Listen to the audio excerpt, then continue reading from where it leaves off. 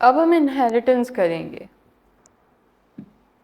पहले तो समझते हैं इनहेरिटेंस क्या होता है। देखो इसमें ना, देखिए जो आपको नोट्स प्रोवाइड हुए हैं उसमें सफिशिएंट डिटेल है इनहेरिटेंस क्या होता है। एंड ट्रस्ट में जनरली ये क्वेश्चन आता भी नहीं है कि इनहेरिटेंस क्या होता है।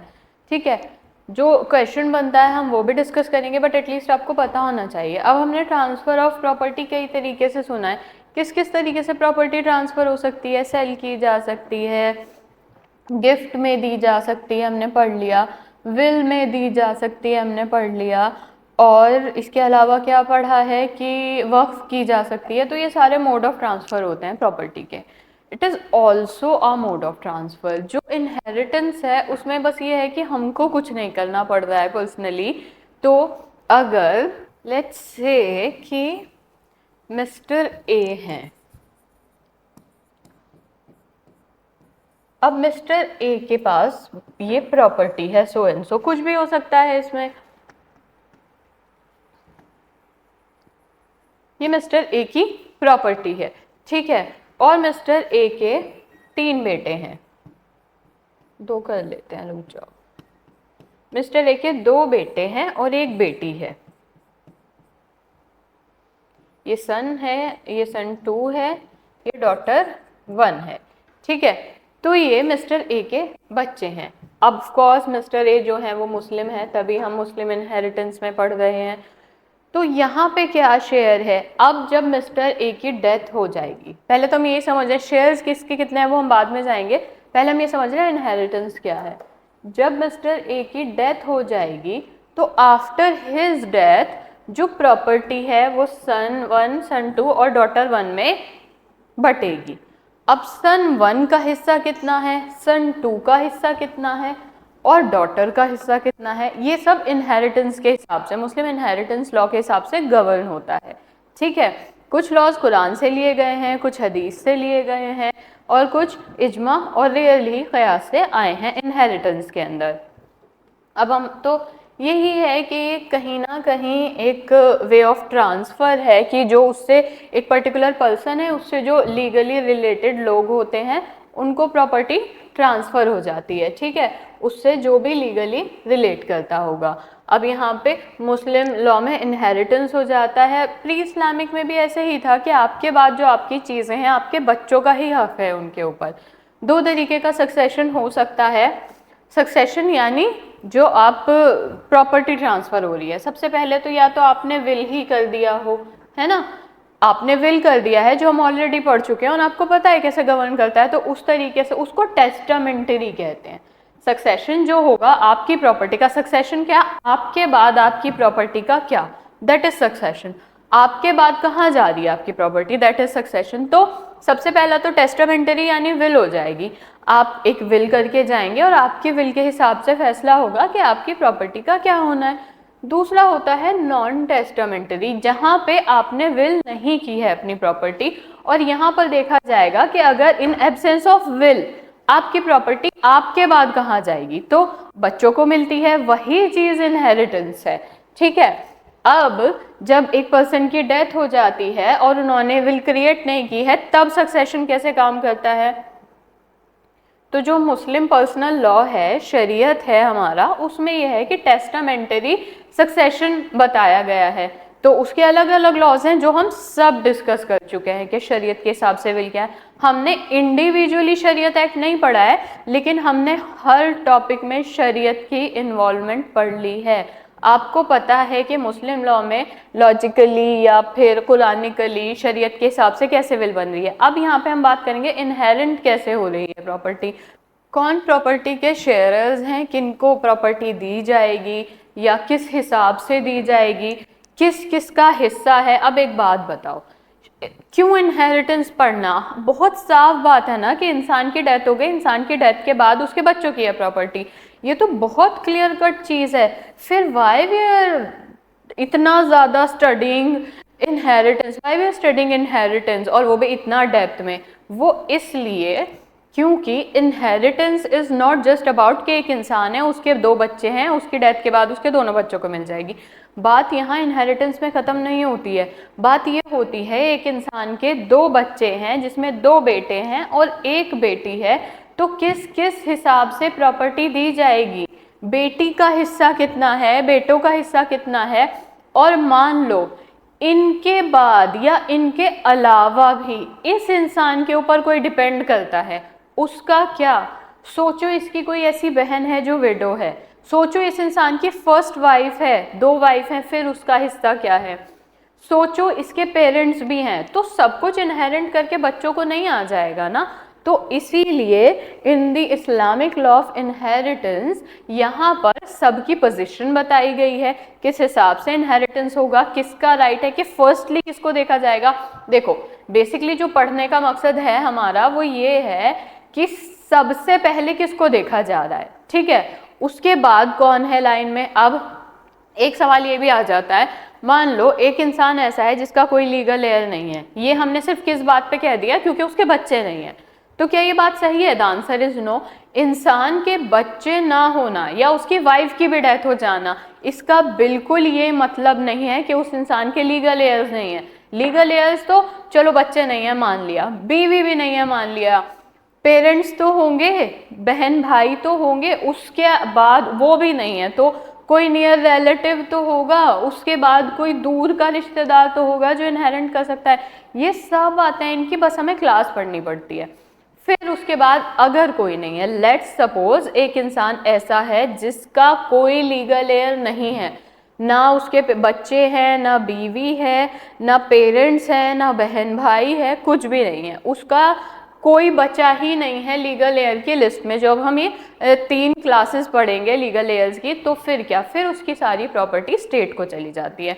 ये क्वेश्चन रिपीट होता है और पूछा जाता है कि अगर किसी, देखो 2 चीज़ याद रखनी है इस कंटेक्स्ट में आपको, एक सिर्फ बच्चे ना होना या बीवी ना होना, बीवी बच्चे दोनों ना होना, बिल्कुल भी ऐसा नहीं होता है कि उस इंसान के लीगल हेयर्स नहीं है। सिर्फ बीवी बच्चों का ना होना लीगल हेयर्स का ना होना नहीं कहलाता, या सिर्फ उस इंसान के कोई बच्चे ना होना लीगल हेयर्स की एब्सेंस नहीं कहलाती। लीगल हेयर्स में और भी बहुत हैं। पहला पॉइंट जो आपको एग्जाम के पॉइंट ऑफ व्यू से याद रखना है। और दूसरा पॉइंट, मान लो एक टाइम पे किसी का कोई है ही नहीं, कोई लीगल हेयर ही नहीं है, कोई नियर रिलेटिव, दूर का रिश्तेदार, ये वो कुछ नहीं है, तो फिर उसकी प्रॉपर्टी कहाँ जाती है? स्टेट को जाती है। जिस भी स्टेट से वो है तो वहाँ पे स्टेट को उसकी प्रॉपर्टी चली जाती है। यहाँ तक क्लियर है हम? ये है पूरा इनहेरिटेंस, और इन डेप्थ पढ़ने के लिए आपके पास पूरी डिटेल्स हैं यहाँ पे। इनहेरिटेंस का कॉन्सेप्ट क्लियर है ना? थोड़ा बहुत और देखेंगे फिर मैं बताती हूँ आपको क्वेश्चंस कहाँ से और किस तरह के आते हैं आपके लिए। इतना तो क्लियर है। इनहेरिट, देखो ये क्वेश्चन आता है कि अगर कोई मतलब क्वेश्चन इसी तरीके से आता है, कोई एयरलेस प्रॉपर्टी होती है, किसी इंसान का कोई लीगल एयर नहीं है, तो फिर कहाँ जा रही है उस इंसान की प्रॉपर्टी? तो उस इंसान की प्रॉपर्टी फिर स्टेट को जाती है, ठीक है। ओके तथागत, अब हम आगे देखते हैं इसमें कि कॉन्सेप्ट क्या है। मुस्लिम लॉ किस तरीके से इनहेरिटेंस की बात करता है, उसकी डेथ के बाद प्रॉपर्टी के ट्रांसफ़र की बात करता है। तो यहाँ पे एक कुरानिक प्रिंसिपल के हिसाब से होता है कि जो प्रॉफिट के टाइम से चला आ रहा है, किस किस हिसाब से प्रॉपर्टी दी जाती है, ट्रांसफ़र की जा रही है, वही हिसाब देखा जाता है मेजरली। तो अब हम इसको कंटिन्यू करते हैं। एक केस था अब्दुल रहीम वर्सेस लैंड एक्विजिशन ऑफिसर 1989, ठीक है। इसमें कोर्ट ने रिमार्क किया था कि जो मुस्लिम हैं वो फॉलो नहीं करते हैं, रिकॉग्नाइज नहीं करते हैं जॉइंट फैमिली सिस्टम जैसा, तो कुछ है ही नहीं। तो यहाँ पे क्लासेस ऑफ हेयर हैं। हिंदू लॉ में ऑन दी अदर हैंड हम पढ़ेंगे तो जॉइंट फैमिली सिस्टम हम पढ़ेंगे। मुस्लिम लॉ में क्लासेस ऑफ हेयर्स हैं, ठीक है। फर्स्ट क्लास जितना ज़्यादा है, पहले फर्स्ट क्लास वाले हेयर्स को देख लो, फर्स्ट हो गया है, सेकंड को देखो, देन थर्ड को देखो, ठीक है। तो यहाँ पे उनकी डेथ के बाद जो जाता है, टाइटल है, इंटरेस्ट है, प्रॉपर्टी है, तो वहाँ वो जाती है दूसरे लोगों में इनहेरिटेंस के हिसाब से। इनहेरिटेंस के हिसाब से कि जो बाय बर्थ आपसे रिलेटेड है, बाय ब्लड आपसे रिलेटेड है। तो इसमें वही क्लियर किया गया कि जॉइंट फैमिली नहीं है, लेकिन जो लीगल हेयर्स हैं वो क्लासेस में डिवाइडेड है और उनके हिसाब से प्रॉपर्टी का ट्रांसफ़र होता है। और वो जो क्लासेस में डिवाइडेड हेयर्स हैं वो किसी ना किसी तरह ब्लड, बर्थ, मैरिज आपसे किसी भी वजह से रिलेटेड होंगे, या तो बाय बर्थ रिलेटेड है, बाय ब्लड है, या बाय मैरिज है, किसी भी तरीके से उनका आपसे रिश्ता होगा, बाय अडॉप्शन है। तो अब यहाँ पे इनहेरिटेंस कोई गारंटी नहीं है कि अगर आप यहाँ पे इस परिवार में जन्म ले लिया तो inheritance is a guarantee for you. बस कब मिल सकता है ये, तब कब गारंटी की तरह मिल सकता है कि जिसके आप लीगल एयर हैं उनकी डेथ आपसे पहले हो जाए, तो इट इज़ अ गारंटी। अगर आपकी डेथ पहले हो जाती है तो आपको प्रॉपर्टी फिर कैसे मिलेगी? अपना शेयर, लीगल शेयर वहाँ पे क्लेम करने के लिए और एक लीगल एयर बनने के लिए आपको जिंदा तो होना चाहिए ना। तो you must survive the person जिसका आप शेयर ले रहे हैं, ठीक है। और इनहेरिटेंस के लिए तो अगर बच्चा मदर के वोम में भी है तो भी वो अगर बॉर्न अलाइव होता है, कंप्टेंट एयर है, उसका भी बनता है हक, चाहे फिर वो एज अ सन हो, एज अ ग्रैंड सन हो, जिस भी हिसाब से बन रहा है। इस्लामिक लॉ में ये है कि वैसे जनरली इनहेरिटेंस के लिए मेल और फीमेल चाइल्ड को एक जैसा माना गया। एक जैसा क्यों माना गया? ये कहा गया दोनों का हक है, लेकिन जो उनको पोर्शन मिल रहा है उसमें थोड़ा थोड़ा चेंजेस है। कुछ लॉज के हिसाब से अब फीमेल को भी आधा हिस्सा दिया जाने लगा है, लेकिन ये कोर्ट के थ्रू हो रहा है। जो ओरिजिनली मुस्लिम लॉ है उसमें अभी भी मेल और फीमेल के शेयर में फ़र्क है, ठीक है। अगर कहीं पे भी किसी फीमेल को जो कुरानिक शेयर है उससे ज़्यादा दिया जाता है तो बाय दी लेजिस्लेशन दिया गया है, कोर्ट ने डिसाइड किया है कि नहीं भाई, जितना शेयर इस लड़के का है उतना ही शेयर लड़की का भी है। तो ये लेजिस्लेशन है, ये लेजिस्लेशन डिसाइड करता है। अगर आप कोर्ट चले गए हैं, इस्लामिक तौर पे मेल और फीमेल का शेयर बराबर नहीं है, लेजिस्लेशन के हिसाब से कुछ केसेस में दिया गया है। कभी कभी नियर फीमेल जो है, लीगल एयर्स जो हैं, वो भी माना जाता है। अब मान लीजिए कि एक इंसान है, उसके पापा की प्रॉपर्टी है, यानी उसके फादर की प्रॉपर्टी है। अब वहाँ पे प्रॉपर्टी तो फादर की है तो पहला बच्चों को मिलना चाहिए, पेरेंट्स को मिलना चाहिए, सो एंड सो ऐसे जा रहा है। लेकिन उसी लड़के की, जिसको जो लीगल एयर बना है, उसकी एक बुआ है, और बुआ कौन हुई? उसके फादर की बहन। तो यहाँ पे अगर उस लड़के की बुआ है, यानी उसके फादर की बहन है, और समहाउ वो विडो है, उनका कोई है नहीं आसपास, पेरेंट्स नहीं बचे हैं, तो क्या वो बुआ क्लेम नहीं कर सकती हैं? बिल्कुल कर सकती हैं, क्योंकि वो उस बच्चे की ही तो बुआ है। सबसे पहले देखो कि वो फादर की तो सिस्टर है ना, तो वहाँ पे भी।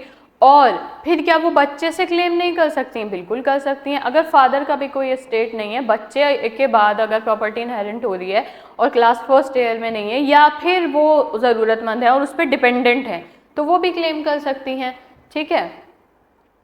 और इनहेरिटेंस में बिल्कुल बिल्कुल ये याद रखना, पूछ भी लेते हैं, विडो को भी इंक्लूड किया जाता है, उसको वो भी इनहेरिट कर सकती है। हमने क्या कहा था कि इनहेरिटेंस जस्ट बाय ब्लड या बाय बर्थ नहीं हो रहा है, बाय मैरिज भी हो रहा है, बाय अडॉप्शन भी हो रहा है। तो ये बाय मैरिज उससे रिलेटेड हैं, बाय मैरिज रिलेटेड हैं, तो ये भी क्लेम कर सकती हैं।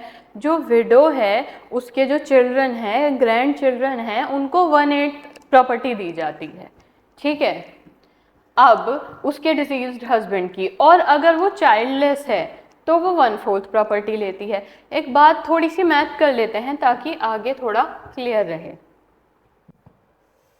कोई भी प्रॉपर्टी, देखो बहुत ठंडे दिमाग से सुनना, मैं जानती हूँ कि मैथ नहीं हो पाती है इसीलिए लॉ में है, बट ये बहुत, फ्रैक्शन का जो कॉन्सेप्ट है बहुत बेसिक है, और हर बार 100% आपको फ्रैक्शन करने के लिए नहीं आएगा एग्जाम में, बट अगर कभी करना पड़ा, कोर्ट में करना पड़ा, तो आपको ये बेसिक फ्रैक्शन आना चाहिए। मैं बेसिकली यहाँ पे आपको 1/4 1/3 इसका क्या मतलब होता है, ये क्या कैलकुलेशन है, वो समझाना चाहती हूँ। देखो, जो भी प्रॉपर्टी होती है ना, जो XYZ जितनी भी प्रॉपर्टी है, जो एक आदमी था, इसकी एक प्रॉपर्टी थी, इसकी प्रॉपर्टी को हमेशा ना एक यूनिट माना जाता है, वन की तरह कंसिडर किया जाता है। अब मान लो हम कह रहे थे कि उसे 1/8 शेयर मिल रहा है, तो ये 1 में से 1/8 का क्या मतलब है, ठीक है, 1/8 मिल गया।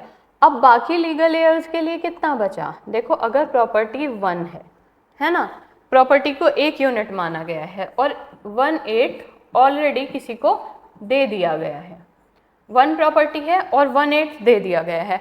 अब कितनी बची प्रॉपर्टी बाकी के लीगल एयर्स में देने के लिए? तो सिंपल फ्रैक्शन क्या होता है यहाँ पे आपका, ठीक है। कैसे सॉल्व करते हैं, थोड़ा सा बेसिक बता देती हूँ ताकि अगर कभी ज़रूरत पड़ जाए तो आपको आता हो। ये माइनस था, ये डबल कैसे हो गया? देखिए, मान लीजिए कि ये 1 था, 1 यूनिट, जहाँ कुछ नीचे नहीं है। अपनी हेल्प के लिए अगर मैथ आपकी थोड़ी सी भी वीक है तो 1 कंसिडर कर लीजिए। ये 1/8 था। अब नीचे वाले डिजिट्स का ना हम नॉर्मली एलसीएम लेते हैं फ्रैक्शन में, तो 1 और 8 का एलसीएम 8 ही आएगा। यहाँ 1 है, यहाँ 8 है, तो इससे डिविजिबल होता है। तो यहाँ पे 1 को 8 से डिवाइड करेंगे तो यहाँ पे 8 आ जाएगा। 8 × 1 यहाँ पे इसका डिवाइड हुआ, और जो आंसर आता है डिवीजन का उसकी इससे मल्टीप्लाई हुई। 1 8 ज़ा 8 -1, ठीक है। अब यहाँ पे कितना बचा? 7/8 बचा। तो अब ये वाला जो पोर्शन है ये आगे चल के डिवाइड होगा। ये थोड़ा सा होता है कि यूनिट 1 ही है, यूनिट 1 में से 1/8 किसी को दे दिया, फिर कितना बचा, उसमें से कितनी प्रॉपर्टी किस पे जा रही है। तो आपको होल प्रॉपर्टी को एक यूनिट मान के उसमें से उसके शेयर्स करने हैं, ठीक है। अब मान लो कि आपको यही पता लगाना है कि एक इंसान को 1/4 प्रॉपर्टी दी गई और एक इंसान को 1/8 प्रॉपर्टी दी गई। तो अभी तक टोटल प्रॉपर्टी कितनी दी गई है, जबकि टोटल प्रॉपर्टी का यूनिट आपका 1 है। तो यहाँ पे 8 आ जाएगा, 4 2 ज़ा 8, 2 1 ज़ा 2 +1, ठीक है। यानी 3/8 का अभी तक डिवीजन हो गया है। तो बची कितनी है? अब अगर 3/8 प्रॉपर्टी का डिवीजन हो गया है तो टोटल तो 1 थी ना, अब बची कितनी है?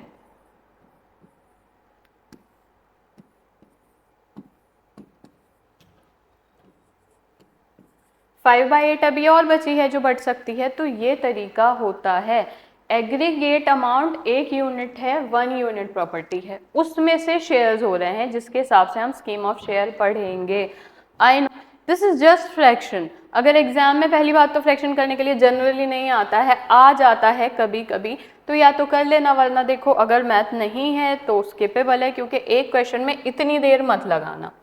तो ये 1/4 इसका ये हिसाब होता है, क्योंकि एग्रीगेट प्रॉपर्टी को 1 माना जाता है, तो इस 1 का कितना हिस्सा, 1/4 हिस्सा उसको दे दिया जाता है। तो दैट इज द पॉइंट। अब यहाँ पे क्या कहा जाता है कि अगर एक जो वुमन है वो किसी मुस्लिम मैन से उसकी इलनेस यानी मर्जुल मौत के टाइम पे उससे शादी करती है और वो सब्सिक्वेंटली उसकी डेथ का रीज़न बन जाती है ना। यहाँ पे मैरिज एक कॉन्ज्यूमेटेड भी नहीं है, और वहाँ पे जो विडो है वो इनहेरिटेंस का राइट नहीं है, क्योंकि समहाउ आपको दिख रहा है कि बीमार आदमी है, इसके ये अब नहीं बचेगा, मैं इससे शादी कर लेती हूँ, और मैरिज कंज्यूम भी नहीं हुई है बिकॉज ऑफ हिज इलनेस और समथिंग, और फिर वहाँ उनकी शादी हो जाती, वो डेथ हो जाती है उसी रीज़न से जो उनकी इलनेस थी, वही उस डेथ का कारण बनती है। तो वहाँ ऐसे में वो इनहेरिट नहीं कर सकती, क्योंकि उन्होंने साफ साफ देखते हुए शादी की है, इनहेरिटेंस के लिए शादी की है। ये समझा जाता है कि जब इनको पता था कि ये इतने ज़्यादा बीमार हैं और उनकी डेथ का कारण भी फिर वही बीमारी बनती है और शादी कॉन्ज्यूमेटेड नहीं है, तो वहाँ पे उन्हें इनहेरिटेंस में नहीं दिया जाता। लेकिन अगर हस्बैंड उनको डिवोर्स दे देता है अपनी डेथ से पहले, है ना, वो उस बीमारी से मरने से पहले उनको डिवोर्स दे देता है, तो फिर इनहेरिटेंस का बचता है जब तक वो दूसरी शादी नहीं करती है। मैंने आपको पहले भी किसी कॉन्सेप्ट में पढ़ा दिया था, शायद किसमें, डिवोर्स में ही पढ़ा था हमने, कहीं चीज़ कर ली थी। अब यहाँ पे जो है इस्लामिक लॉ जो है प्रायोरिटी देता है असेंडेंट्स को डिसेंडेंट की तुलना में। कौन असेंडेंट कौन डिसेंडेंट्स पढ़ते हैं अब हम भी। ये एक इम्पॉर्टेंट चीज़ याद रखना कि इस्लामिक लॉ के हिसाब से किसको प्रायोरिटी दी जा रही है, असेंडेंट्स को। किसके ऊपर प्रायोरिटी दी जा रही है, डिसेंडेंट्स के ऊपर दी जा रही है। कौन है असेंडेंट्स, अब जो आपके असेंडेंट्स हैं जिनको प्रायोरिटी दी जा रही है वो हैं आपके पेरेंट्स, है ना, और पेरेंट्स के बाद उनके एंसेस्टर्स, ठीक है। और ऑन दी अदर हैंड जो डिसेंडेंट्स हैं वो बच्चे हैं और बच्चों के इशूज़ यानी बच्चों के बच्चे, ये सब है। तो असेंडेंट्स में पेरेंट्स वगैरह आते हैं, डिसेंडेंट्स में आते हैं बच्चे और उनके बच्चे, ठीक है। और डायरेक्ट असेंडेंट्स में कौन आता है, पेरेंट्स और ग्रैंड पेरेंट्स आते हैं। कोलेटरल रिलेटिव्स कौन होते हैं, एक क्वेश्चन आपको ये भी याद रखना है, कौन है collateral relatives, siblings, cousins, aunts, uncles, ये सब कोलेटरल रिलेटिव्स हैं। अब जो इस्लामिक स्कीम है इनहेरिटेंस की, वो दो तरीके से है, शेयरर है और कुरानिक एयर्स हैं। तो हम पहले पूरा कुरानिक पढ़ेंगे और कस्टमरी देखेंगे, फिर उसको क्लासेस में डिवाइड करेंगे, क्योंकि कई बार क्वेश्चन ये भी आ जाता है कि कुरानिक क्या है और उसके हिसाब से नए वाले क्या हैं। ठीक है, तो अब यहाँ पे आप समझिए कि जो यहाँ पे कुरानिक प्रिंसिपल है उसको अलग अलग सेक्ट में किया गया है, शिया सुन्नी के हिसाब से अलग अलग डिवीजन है। अब सबसे पहले हम सुन्नी लॉ पे आते हैं इनहेरिटेंस में। इंडिया में तो हानफी लॉ से ही गवर्न होते हैं, वो हानफी स्कूल से हमने स्कूल में क्लियर कर लिया था। तो ये जो अटेम्प्ट करता है, ये क्रिएट करने का अटेम्प्ट करता है बहुत ज़्यादा हारमोनियस रिलेशनशिप, कि जो कस्टमरी लॉ है उसको भी ना छोड़ा जाए और कुरानिक लॉ है उसको भी नहीं छोड़ा जाए। देखो, कस्टमरी हो या कुरानिक हो, ये इस्लामिक प्रिंसिपल पे ही बेस्ड है, लेकिन इसमें थोड़े थोड़े से चेंजेस हैं। अब जो कुरानिक क्लास होती है ना लीगल एयर की, उनको कभी भी डिप्राइव नहीं किया जा सकता कस्टमरी एयर्स की वजह से, है ना। प्रायोरिटी दी जाती है कुरानिक एयर्स को।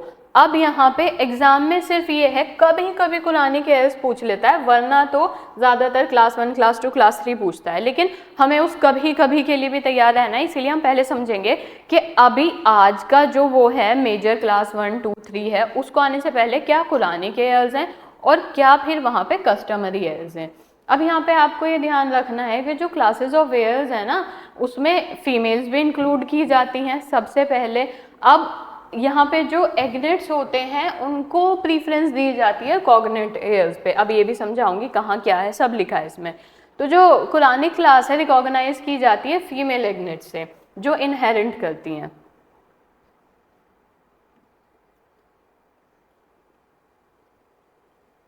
चलिए, अब यहाँ समझिए, जो पोजीशन है कुरानिक एयर्स की और कस्टमरी एयर्स की इनहेरिटेंस के लिए दो तरीके से डिफर करते हैं वो आपस में।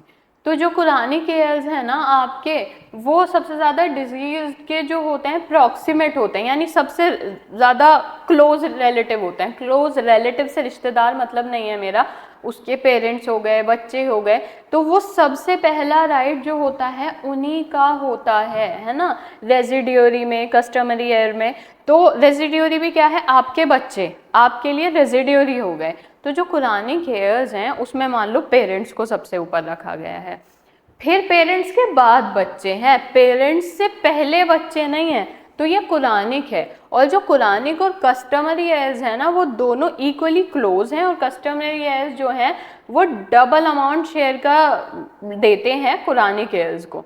अब कुरानिक एयर्स की लिस्ट पढ़ लेते हैं। तो जो कुरान के हिसाब से, जो कुरान ने प्रीफरेंस किस पे किसको दे रखी है, तो सबसे पहले फादर, मदर, हस्बैंड, वाइफ, फिर डॉटर, ठीक है। फिर उसके बाद सन, बेटे की बेटी, यानी जिसे ग्रैंड डॉटर कहते हैं, फिर फुल सिस्टर, फिर पैटर्नल सिस्टर, फिर मैटरनल ब्रदर, फिर मैटरनल सिस्टर, ये आ गया।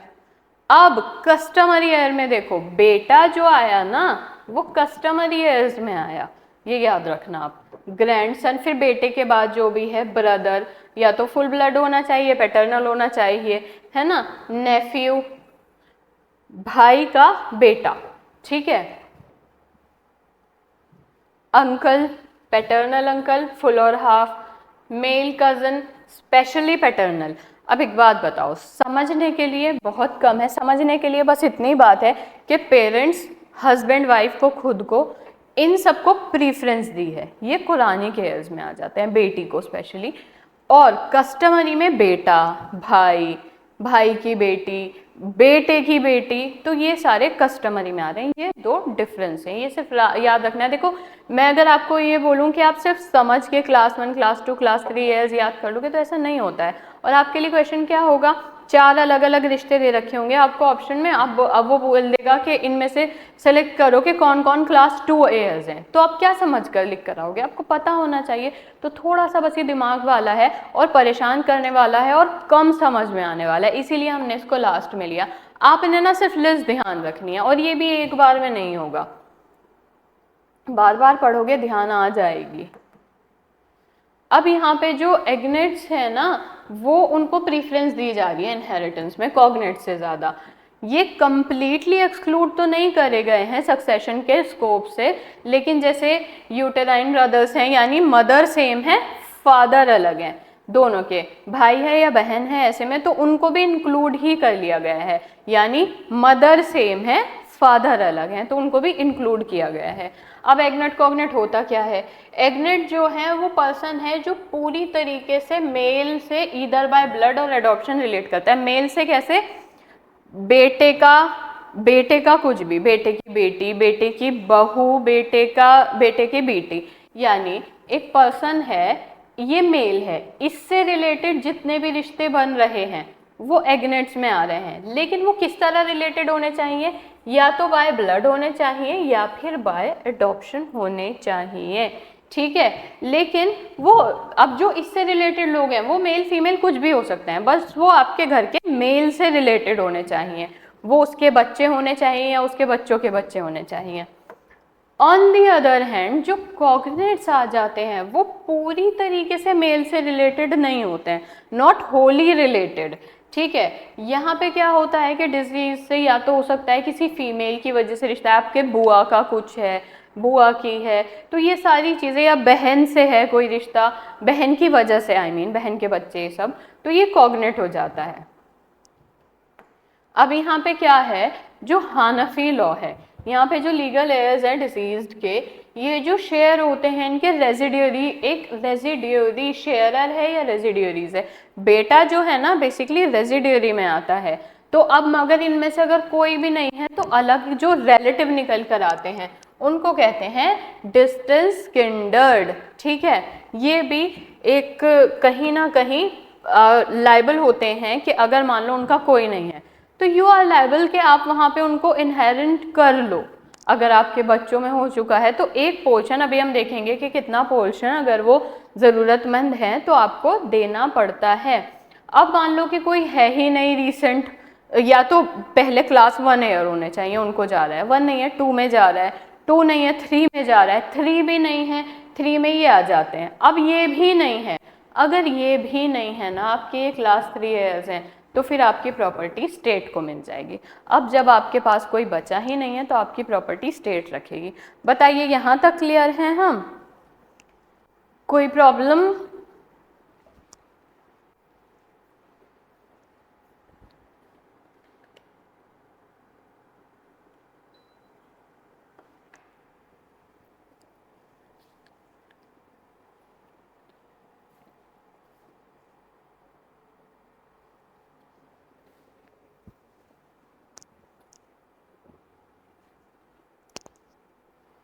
चलिए ठीक है, वरुण, शुभांग, तथागत।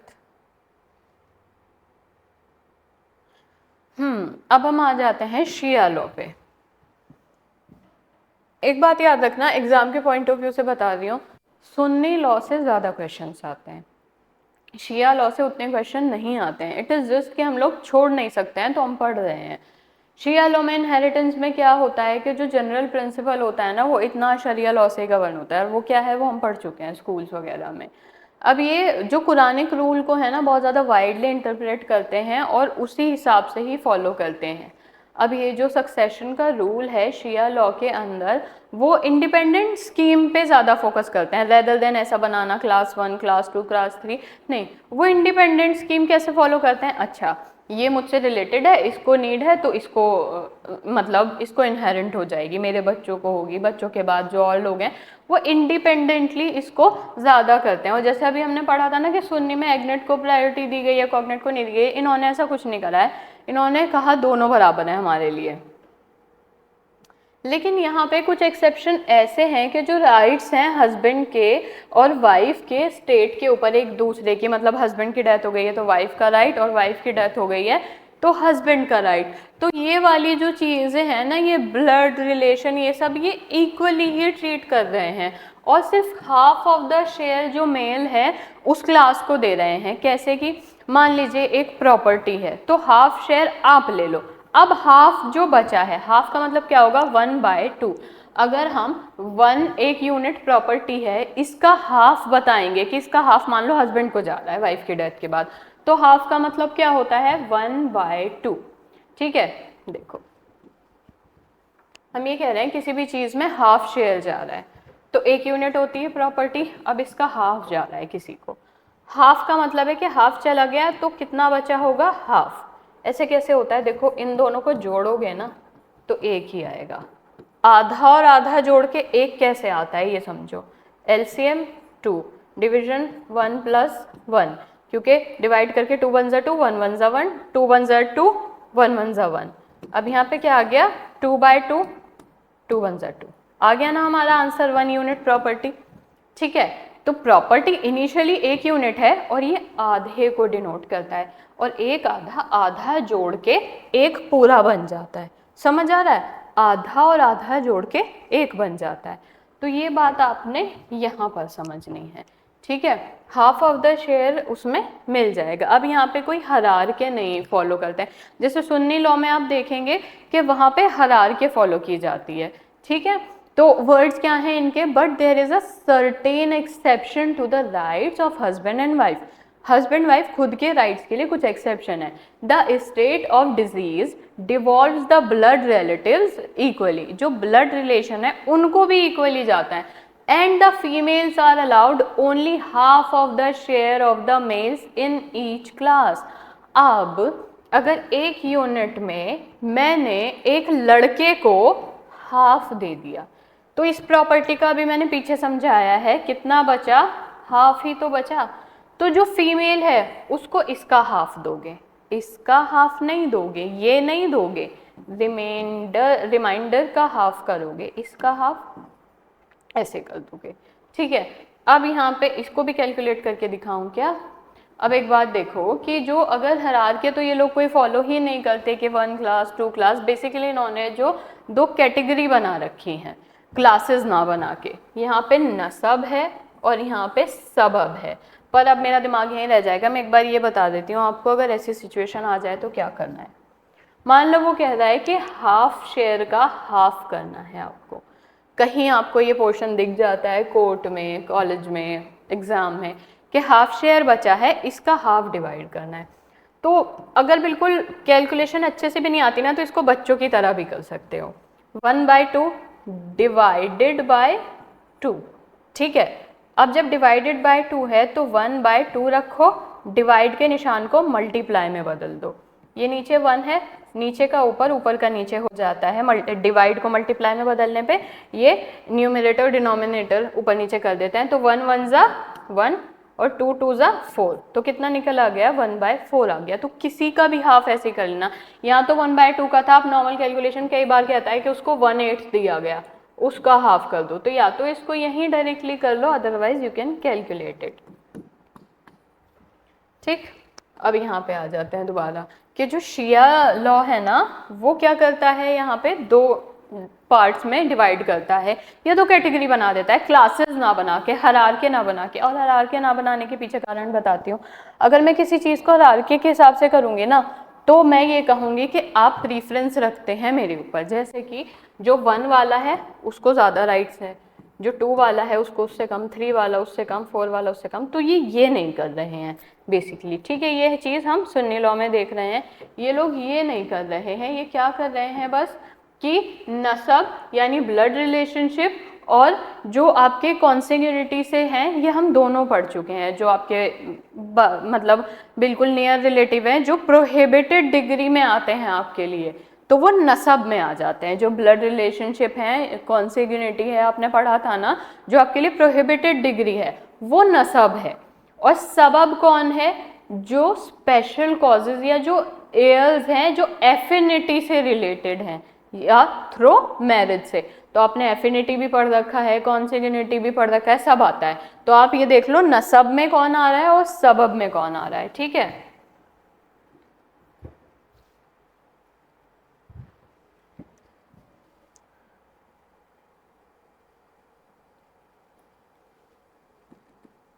यहाँ तक क्लियर हुआ। अब आगे एक रूल आता है, ये इसका मीनिंग बहुत पूछता है एमसीक्यू में, तो बहुत आपने देखा होगा कि जो स्पाइस सक्सेशन होता है, इसका मीनिंग क्या है।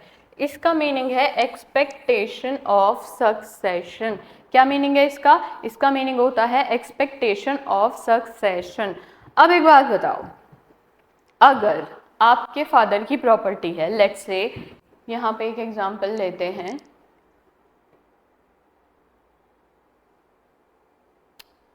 क्या सोच रही हूँ, यहाँ पे आपके फादर की प्रॉपर्टी है, ठीक है। मैं सोच रही थी कि इसको इनटू करना है ना, काट मत देना, जैसे ये वाला पैटर्न फॉलो कराया था वैसे करना। अब ये मान लो एक किसी के फादर की प्रॉपर्टी है, स्पेस सक्सेशन पे समझा रही हूँ।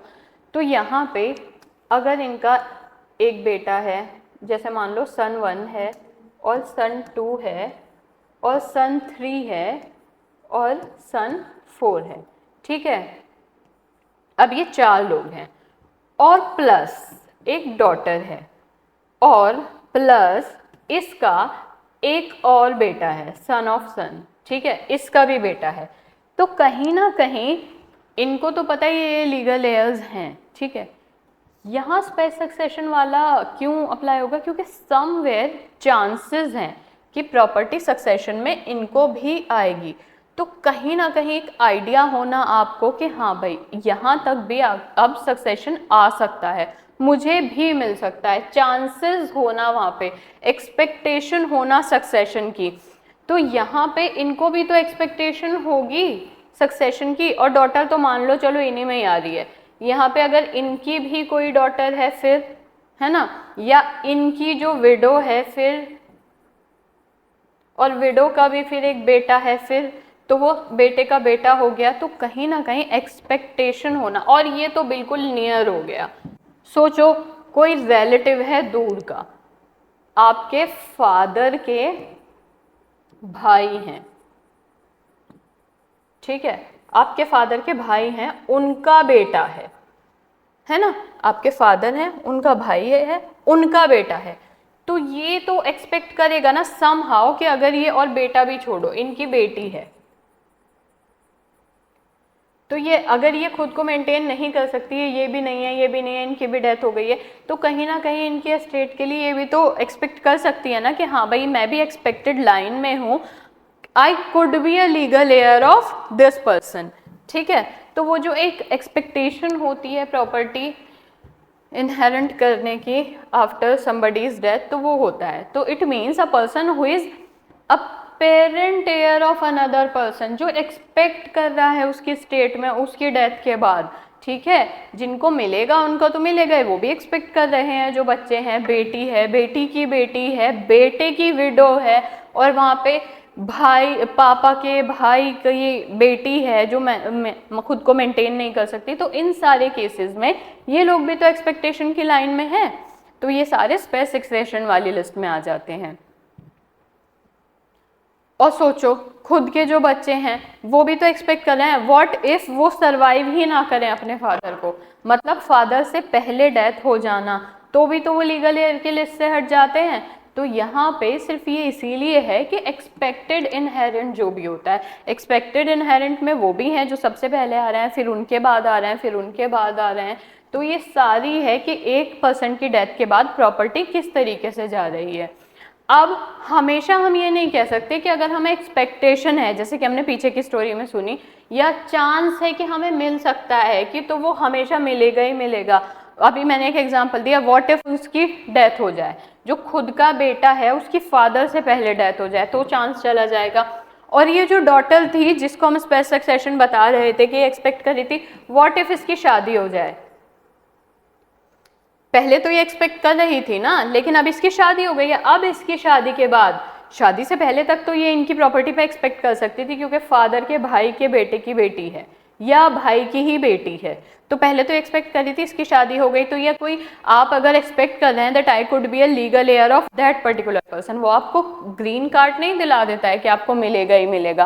कुछ सर्कमस्टांस ऐसे हो जाते हैं कि हो सकता है आपको ना मिले, है ना। और अगर मैं किसी का लीगल हेयर हूँ, मैं एंटाइटल्ड हूँ लीगली किसी की प्रॉपर्टी को इनहेरेंट करने के लिए, तो मैं अपना ये राइट ट्रांसफ़र नहीं कर सकती हूँ किसी को, कि मैं अपने दोस्त को बोलूँ कि चलो ये राइट ना मेरा आप रख लो, मैं, आप जब मेरे फादर प्रॉपर्टी इनहेरेंट करेंगे तो मेरे बदले आप ले लेना। No, you can't transfer it, ठीक है, वो प्रोहिबिटेड है। अब जो ट्रांसफर होता है स्पेस सक्सेशन का, वो मतलब एक तरीके से रिनंसिएशन मान लिया जाता है कि आपको इनहेरिट करने को मिल रही थी प्रॉपर्टी, आप अपने ही वो जो इनहेरिटेंस का राइट है उसको ट्रांसफर कर रहे हो। यानी सीधा सीधा मान लो कि आप लीगल हेयर बन सकते थे, लेकिन आपने रिनंस कर दिया सक्सेशन का चांस, आपने खो दिया है उसको। जो सक्सेशन है वो ट्रांसफर का सब्जेक्ट हो ही नहीं सकता, क्योंकि आप तो बाय ब्लड किसी से रिलेटेड हो, आप वो रिश्ता उसको किसी थर्ड पर्सन को कैसे ट्रांसफर कर दोगे? जो आप लीगल हेयर बन रहे हो किसी ना किसी रिश्ते की ही वजह से बन रहे हो, तो अगर आप वो रिश्ता उसको ट्रांसफर नहीं कर सकते तो इसी की वजह से आप अपना इनहेरिटेंस का राइट भी नहीं कर सकते। बताओ यहाँ तक क्लियर है? क्लासेस ऑफ हेयर को चालू करने से पहले एक कॉन्सेप्ट हमें और देखना। ओके शुभांग, एक चीज़ हमें और समझनी पड़ेगी। चलिए, एक चीज़ यहाँ पे हमारे लिए समझनी बहुत ज़रूरी है आगे क्लासेस ऑफ हेयर्स के लिए। जैसे आपके ये तो कैलकुलेशन क्लियर थी ना कि आधे का आधा है, उसको कैसे आप आधा कर रहे हो आधे शेयर। मान लो आगे हम क्लासेस ऑफ हेयर्स पढ़ते हैं, इसी एग्जाम्पल को कंटिन्यू करते हैं कि जो आपकी 1/8 प्रॉपर्टी थी वो किसी को चली गई। मान लो आपकी 1/8 प्रॉपर्टी किसी को चली गई, अब आपका जो 1/8 है ना उसको भी आधा करके दो लोगों को देना है। यानी मिस्टर एक्स को मिला 1/8 प्रॉपर्टी, ठीक है। 1/8 प्रॉपर्टी जो मिस्टर एक्स को मिली ना, इस 1/8 प्रॉपर्टी को क्या करना था? आधा करना है। क्या करना है? 1/8 प्रॉपर्टी को आधा करना है। और आधा क्यों करना है? क्योंकि जो मिस्टर एक्स ने इनहेरिट किया है उसका मिस्टर एक्स के बच्चे ही है, मान लो वाई और जेड। अब ये बात हो रही है कि मिस्टर एक्स की प्रॉपर्टी में से इसी 1/8 का आधा आधा इनको दे दो। मिस्टर एक्स की बीच में डेथ हो गई, समझ लो कुछ ऐसा। तो मिस्टर एक्स का शेयर आधा कैसे करेंगे आप? मिस्टर एक्स का जो शेयर था वो 1/8 था। अब आपने क्या करना है कि 1/8 को आधा करना है।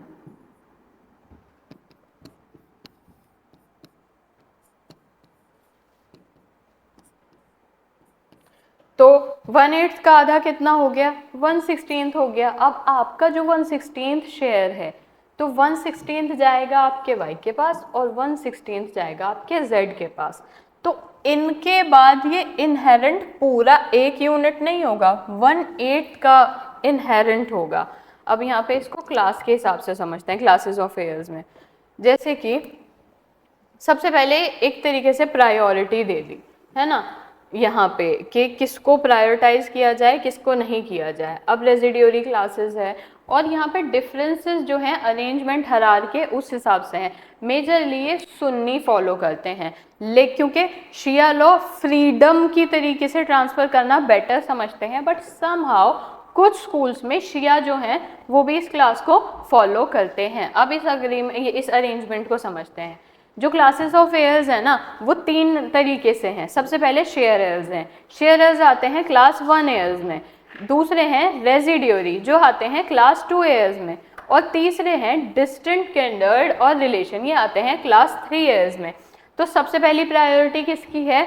क्लास 1 की, दूसरी क्लास 2 की, 3 क्लास 3। या तो आप क्लास 1 और 2 में दे दो, अगर ये दोनों नहीं है तो फिर आप किसको दोगे? क्लास 3 वाले हेयर्स को दोगे।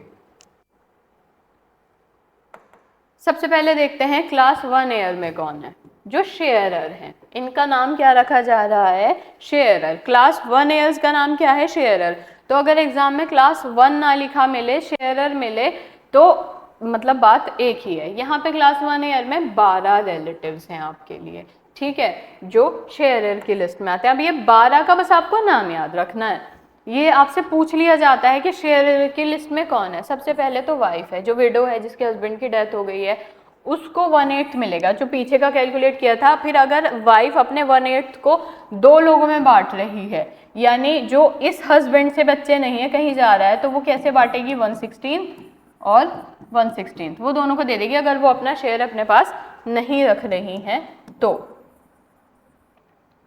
यहाँ पे क्या हो रहा है? सबसे पहले विडो हैं, जो विडो हैं वो 1/18 शेयर ले रही हैं। अगर उनके बच्चे हैं, है ना, तो 1/4 है। या फिर अगर मतलब अगर वहाँ पे जो 1/8 शेयर ले रही हैं अगर उनके बच्चे हैं, 1/4 है अगर वो चाइल्डलेस है। पहला पॉइंट कि अगर उनके बच्चे हैं और दूसरा है कि वो चाइल्डलेस हैं। बच्चे हैं 1/8, चाइल्डलेस हैं 1/4। तो यहाँ पे अगर एमसीक्यू में पूछा है कि विडो का शेयर कितना है, तो विडो का स्पेसिफाई शेयर कहाँ है कि अगर उसके बच्चे हैं तो 1/8 है, अगर उसके बच्चे नहीं है तो उसको थोड़ा ज़्यादा दे देते हैं, 1/4 दे देते हैं।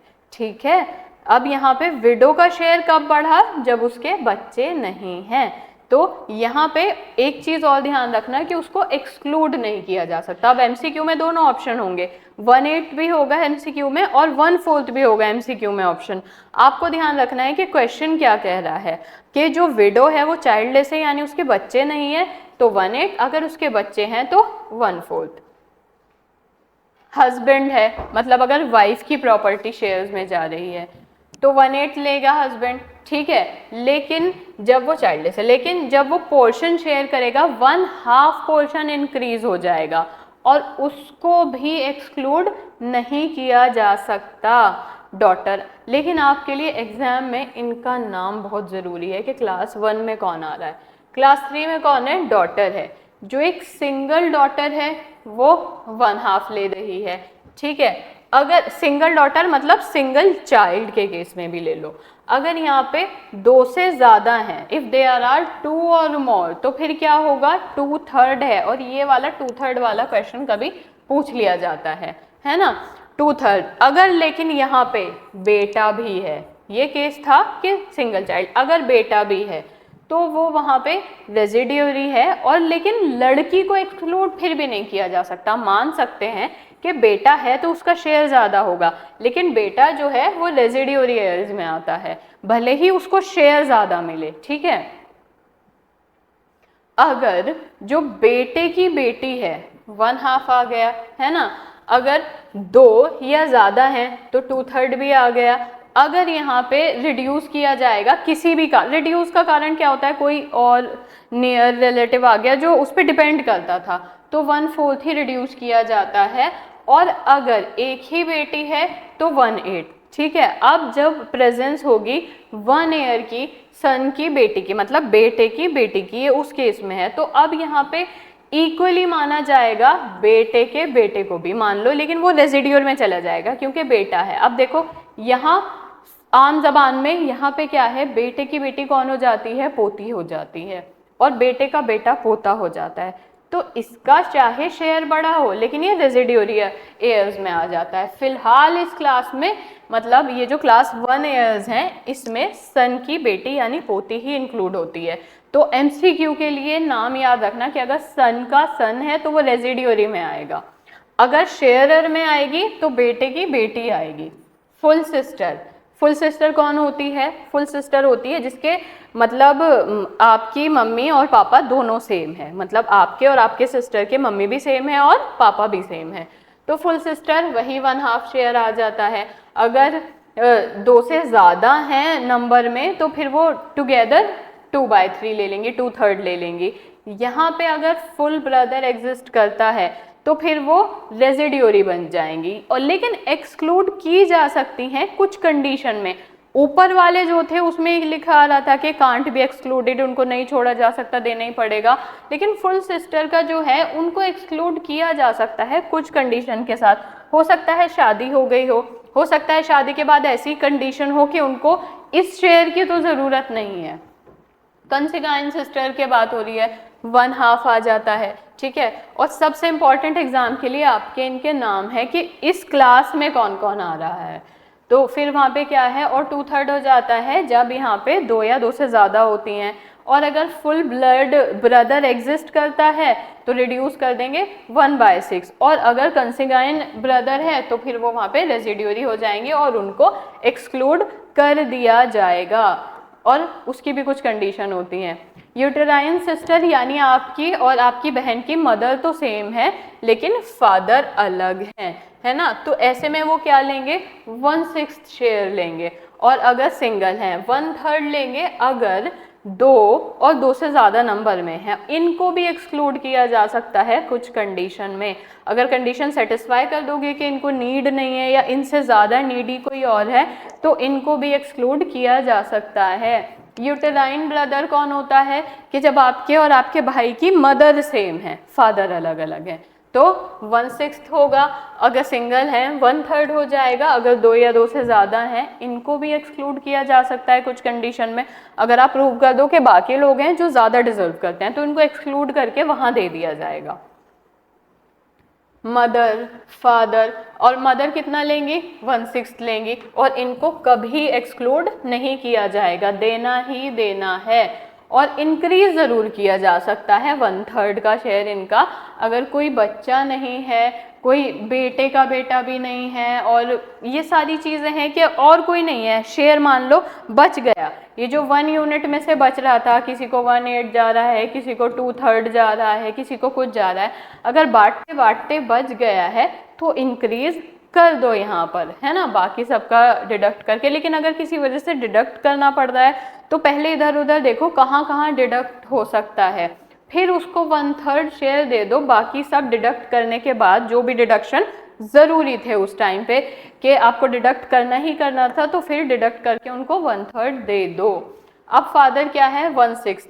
अब ये जो कंडीशन है, इसको इतना मिल रहा है उसको इतना मिल रहा है, मान लो उतने लीगल हेयर है ही नहीं, तो फिर क्या हो रहा है, बचा हुआ भी तो पोर्शन होगा ना, कि एक में से मान लो कि अभी तक सिर्फ 2/3 ही डिवाइड हुआ है, अभी तो बहुत बच रहा है, तो बच रहा है किसको, इस हिसाब से फिर बाकी नीडी पर्सन और बाकी लीगल हेयर्स में बढ़ा दो थोड़ा थोड़ा। फादर 1/6 ले रहे हैं, कभी एक्सक्लूड नहीं किया जाता। When there is no child और sons child then he become a residuary, फिर उसको रेजिड्यूरी बना दिया जाएगा। ट्रू ग्रैंड मदर, अब ट्रू ग्रैंड मदर क्या है और ट्रू ग्रैंड फादर क्या है, अभी आगे पढ़ते हैं। ट्रू ग्रैंड मदर है तो उनको 1/6 मिल जाएगा, और ये एक्सक्लूड की जा सकती हैं कुछ सर्कमस्टांस में। हो सकता है कोई और बेटा अपने हेयर दे रहा हो या पति का ही मिल गया हो, बहुत सारे सिनेरियो हो जाते हैं, ठीक है। ट्रू ग्रैंडफादर, इनको भी 1/6 मिल रहा है, लेकिन इनको भी एक्सक्लूड किया जा सकता है ना। लेकिन अगर if there is no child और नो सन्स चाइल्ड तो फिर वो रेजिड्यूरी बन जाते हैं। रेजिड्यूरी यानी यहाँ इस क्लास में आ जाते हैं। फिर ऊपर हमने जितनी जितनी चीज़ें पढ़ी कि ये वाला इंसान रेजिड्यूरी बन रहा है, रेजिड्यूरी बन रहा है, देखो बेटा तो रेजिड्यूरी होता है, बेटे का बेटा रेजिड्यूरी होता है, लेकिन ऊपर कुछ सिचुएशन में बाकी वाले भी रेजिड्यूरी बन रहे थे, तो वो ध्यान रखना कब बनता है। ऑल्दो इतना इन डेप्थ जाके आपसे पूछेगा नहीं, आपको क्लासेस ऑफ एयर के नाम याद हैं उतना भी इनफ है। बताओ यहाँ तक ठीक है, क्लास 1 तक समझ आया। और प्लीज़ देखो ये थोड़ा ऐसा है, सब बता दो, अगर कोई दिक्कत है तो मैं एक बार दोबारा समझा दूंगी। Please just let me know कि यहाँ तक क्लियर है। और अगर कंफ्यूजिंग लग रहा है तो देखो थोड़ा बहुत मैं आपको और ट्राई करूँगी समझाने का कि आपके ध्यान में रह जाए। इनहेरिटेंस में आप परेशान हो जाएंगे, इसीलिए हमने ये टॉपिक लास्ट में लिया। ओके शुभांग, बाकी सब okay. Tathagat, Purva, Sahil, Varun, please let me know, कोई दिक्कत तो नहीं है यहाँ तक। बस क्लास 1 में कौन कौन आ रहा है और क्लास 2 में कौन कौन आ रहा है इसका बहुत ध्यान रखना। चलिए ठीक है, क्लास 2 में देखिए, क्लास 2 वो जो ऊपर वाले रेजिड्यूरी बनते जा रहे थे ना कि अब वो बेटी रेजिड्यूरी हो जाएगी, वो रेजिड्यूरी हो जाएगा, तो वो रेजिड्यूरी वाला पार्ट यही है। ये कुरानिक रेजिड्यूरीज हैं, है ना, और जनरल रेजिड्यूरी कॉन्स्टिट्यूट कर रहे हैं मिलके क्लास 2 को, है ना।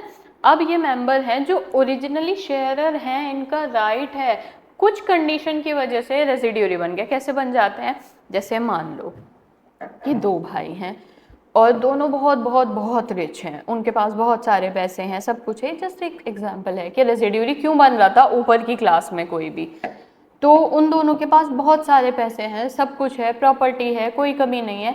दूसरी तरफ एक मान लीजिए डॉटर है, वैसे तो डॉटर क्लास 1 में ही है, बट अभी इतना दिमाग चलाए बिना सिर्फ ये समझते हैं कि रेजिड्यूरी क्यों बन रहा था कोई भी। उन्हें बहुत नीड है, उनके पास कुछ भी नहीं है, तो वहाँ सर्कमस्टांस देखते हुए कई बार ऐसा होता है कि दूसरे वाले को जिसको कम नीड है उसको रेजिड्यूरी बना देना पड़ता है कि चलो आप रेजिड्यूरी वाली क्लास में आ जाओ, उसको शेयरर में भेज दो। ये जो रेजिड्यूरी वाले हैं ये भी हैं ओरिजिनली शेयरर, ऐसा नहीं है क्लास 2 में आ गए हैं तो ये सेकेंडरी हैं, यहाँ सेकेंडरी वर्ड यूज ही नहीं किया गया है कहीं, ये ओरिजिनल लीगल हेयर्स हैं। बस ये है बिल्कुल थोड़ा सा 1% ये ऊपर वाले से कम ज़रूरतमंद होते हैं, है ना। क्लास 1 क्लास 2 बिल्कुल ही इक्वली मतलब इम्पॉर्टेंट है और इक्वली वो कर सकती है इनहेरेंट। कुछ कंडीशन की वजह से, एक हायर डिग्री एयर होने की वजह से थोड़ा सा उसको रेजिड्यूरी में डाल देते हैं। अब यहाँ पे क्या है, डॉटर। सबसे पहले जो कुरानिक रेजिड्यूरी है, क्योंकि बेटा होगा वहाँ पे, है ना, तो डॉटर यहाँ पे इसीलिए रेजिड्यूरी बना दी। जो बेटे की बेटी है वो यहाँ पे क्या कर दी, रेजिड्यूरी बना दी, क्योंकि वहाँ पे बेटे का बेटा होगा, एग्जिस्ट करता होगा। और यहाँ पे क्या है, बेटे के बेटे का बेटी, तो यहाँ पे इसको रेजिड्यूरी बना दिया क्योंकि ये एग्जिस्ट करता होगा। फुल सिस्टर है यहाँ पे और कंसिगाइन सिस्टर है। अब ये सारी वजह है कि एक लीगल मेन एयर एग्जिस्ट कर रहा है यहाँ पे। जो रेजिड्यूरी हैं वो क्लासिफाई हो रहे हैं 3 कैटेगरी में। अब ये 3 कैटेगरीज क्या क्या हैं, असेंडेंट्स हैं, डिसेंडेंट्स हैं और कोलेटरल्स हैं।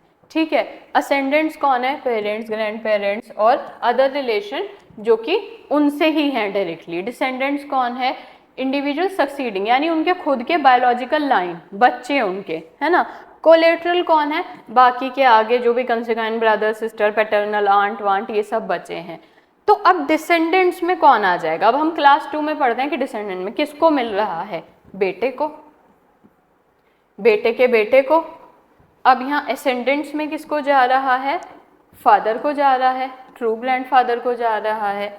फिर किसको जा रहा है, फुल ब्रदर को, फुल सिस्टर को, कंसिगाइन ब्रदर को, कंसिगाइन सिस्टर को और फुल ब्रदर के बेटे को, उसको भी जा रहा है। कंसिगाइन ब्रदर को जा रहा है, फुल ब्रदर के बेटे को जा रहा है, कंसिगाइन ब्रदर के बेटे को जा रहा है। कोलेटरल्स में कहा जा रहा है, डिसेंडेंट ऑफ ट्रू ग्रैंडफादर को जा रहा है, फुल पैटर्नल अंकल को जा रहा है, कंसिगाइन पैटर्नल अंकल को जा रहा है, फुल पैटर्नल अंकल के बेटे को जा रहा है, उनके बाद कंसिगाइन पैटर्नल अंकल के बेटे को जा रहा है। उसके बाद आप देख रहे हो कि कितनी लिस्ट देखनी पड़ती है कि जब इनमें से किसी की प्रेजेंस नहीं होगी तब जाके वो प्रॉपर्टी जाएगी स्टेट के पास, वरना इनमें से कोई एक तो मिल ही जाएगा जिंदा। फुल पैटर्नल अंकल के बेटे को जा रहा है, कंसिगाइन पैटर्नल अंकल के बेटे को जा रहा है। तो ये थी क्लास 2 में। क्लास 2 में सन इंक्लूड कर दो। अब यहाँ पे क्लास 3 एयर्स आ जाते हैं। अब क्लास 3 कौन है कि जो आपके ना तो शेयरर बचे और ना रेजिडियरीज बचे, तो जो अब डिसीज की प्रॉपर्टी है वो कहाँ जाएगी, वो फिर जाएगी डिस्टेंस किंडर्ड में। वो सारे ब्लड रिलेशन जो कि शेयरर और रेजिडियरी की लिस्ट में नहीं आते हैं, वो बचा हुआ सब यहाँ आ गया। ठीक है, रिश्तेदार, कजन, वजन जो क्लास 1 क्लास 2 दोनों में नहीं आ रहा है। जैसे daughters children and their descendants how low so ever, कितना भी बाद में बेटे की बेटा का बेटा कुछ भी नहीं मिला तो इनमें से तो कोई जिंदा होगा, इनको दे दो। ठीक है, फिर कौन, बेटे की बेटी के बच्चे आगे कितना भी लो सो एवर, यानी उसकी भी बेटी ऐसे करके। एसेंडेंट्स में false grandfather how high so ever, कितना भी हाई हो वो, परदादा, उनका भी दादा अगर कुछ ऐसा है तो, है ना। फॉल्स ग्रैंडमदर, अब ये क्या है, फॉल्स वर्ड क्यों लग रहा है। फॉल्स ग्रैंडफादर होते हैं मदर के फादर के जो फादर हैं वो तो ट्रू में आते हैं, ट्रू ग्रैंडफादर में दादा, ये नाना की कैटेगरी में आ जाते हैं। ठीक है, तो जो फॉल्स ग्रैंडफादर है कि दादा को दादी को तो ऊपर ही दे दिया गया है सब, अगर दादा दादी भी नहीं है तो फिर नाना नानी या नाना पर नानी कोई तो जिंदा होगा, ये वो कैटेगरी आ जाती है। या फिर फादर के स्टेप फादर या मदर के स्टेप फादर, ये सब फॉल्स ग्रैंडफादर। ग्रैंड मदर के लिए भी सेम ही आ जाएगा कि मदर की मदर या फादर की स्टेप मदर या मदर की स्टेप मदर, तो फॉल्स ग्रैंडफादर ग्रैंड मदर का ये कॉन्सेप्ट है। कोलैटरल में क्या आ रहा है यहाँ पे, डिसेंडेंट के पेरेंट्स। ठीक है, कौन आ रहा है यहाँ पे, full blood daughter and their descendants, मतलब बहुत दूर दूर के रिश्ते खोज के ला रहे हैं कि अगर कोई नहीं होगा तो ये तो आदमी जिंदा होगा ही होगा, इसको दे दो। Consanguine brother, daughter and descendants उनके, यूटेराइन ब्रदर और उनके बच्चे और उनके descendant, full brother, sons, daughter और उनके डिसेंडेंट, डॉटर के कंसिगाइन ब्रदर, उनके बेटे, उनके डिसेंडेंट्स, ठीक है, बच्चे, फुल कंसिगाइन यूटेराइन, ये सारी चीजें, collateral, descendant of immediate grandparents, false और ट्रू, कैसा भी। तो सोचो कितना दूर का रिश्ता है, full paternal uncle's daughter and their descendant, और दूर चले गए। कंसिगाइंस पैटर्नल अंकल मामा, उनके बेटी और उनके डिसेंडेंट्स, ठीक है, और यहाँ पे uterine paternal uncle and their children and their descendants, ठीक है, ये सारी चीजें। डॉटर ऑफ फुल पैटर्नल, ये फुल लिखा गया है और प्लीज उसको फुल कर लेना, full paternal uncle, son and their descendants, ठीक है, डॉटर के कंसिगाइन पैटर्नल अंकल। तो ये सारे जितने भी दूर दूर के रिलेटिव हैं, कोई तो जिंदा मिल जाएगा स्टेट को प्रॉपर्टी देने से पहले। Descendant of remote grand parents, true और फॉल्स कोई भी हो। अगर ये भी नहीं मिलते, अब कितनी लंबी लिस्ट बना ली, 1 में कितने लोग थे, 2 में कितने लोग थे, और 3 में तो दूर दूर का हर रिश्ता ढूंढ के डाल दिया जो पॉसिबली ढूंढा जा सकता था। अगर नहीं है, ये भी नहीं है, तो अब तो प्रॉपर्टी स्टेट को ही दे दो। अब अगर फिर वो कुछ हो ही नहीं सकता। मैंने बताया था ना, शिया थोड़ा सा अलग कर लेते हैं, तो अभी ऊपर वाले में सुन्नी शिया दोनों फॉलो करते हैं, ऐसी बात नहीं है 1 2 3 वाले को, लेकिन कुछ जगहों पे शिया वहाँ से चूक जाते हैं, मतलब कंप्लीट फॉलो नहीं करते, कुछ ही फॉलो करते हैं। तो इसीलिए कुछ क्लासेस ऑफ वेयर्स जो है शिया के लिए भी है। पहले बताओ सुन्नी का क्लियर है? टफ लग रहा है, कंफ्यूजिंग लग रहा है, कोई दिक्कत तो नहीं हो रही? कैसी भी यू कैन आस्क, किसी भी तरह की प्रॉब्लम है तो यू कैन आस्क अभी। कोई भी प्रॉब्लम है, कंफ्यूजिंग लग रहा है, कुछ समझ नहीं आ रहा है, एक चीज़ चेक करती हूँ इतने में। अब मुझे बताइए, थोड़ा सा भी अगर परेशानी हो रही है ना, तो यू कैन टेल मी कि यहाँ से ये चीज़ समझ नहीं आ रही है। रेजिड्यूरी में सन इंक्लूड करेंगे आप याद से, है ना, जो आपके रेजिड्यूरी हैं उसमें प्लीज़ सन इंक्लूड कर लो, याद रखना, क्योंकि क्वेश्चन आ जाता है। कोई प्रॉब्लम तो नहीं है ना? प्लीज़ एक बार अच्छे से देख लो, समझ लो। कुछ समझ नहीं आ रहा है तो यू कैन टेल मी कि ये चीज़ नहीं हो रही है या कुछ समझ नहीं आ रहा है।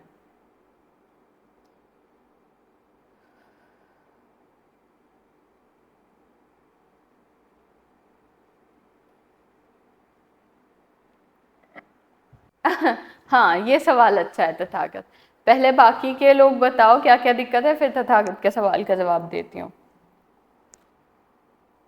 एवरीवन, हाँ तथागत, अभी आपको इसी बात का जवाब दूंगी, मैं यही सोच रही थी। एक चीज़ चेक करने दीजिए मुझे। Everyone please just let me no, it is a request, last class है आज मुस्लिम लॉ की, प्लीज़ मुझे अच्छे से बता दो कहीं दिक्कत लग रही है इनहेरिटेंस में, क्योंकि देखो बाकी चैप्टर तो क्लियर होंगे बट इनहेरिटेंस बहुत कंफ्यूजिंग चैप्टर है। कुछ भी ऐसा लग रहा है, समझ नहीं आ रहा, कोई परेशानी हो रही है, कन्फ्यूजन हो रही है, you can tell me, don't be that quiet, let me know कि कोई प्रॉब्लम तो नहीं है, क्योंकि बाद में दिक्कत हो जाएगी। सारे याद करने होंगे पहला सवाल। तो देखो आंसर इज नो, मुझे पता है आंसर यस होना चाहिए बट आंसर इज नो। देखो तथागत नहीं कर पाओगे, नहीं हो पाएगा।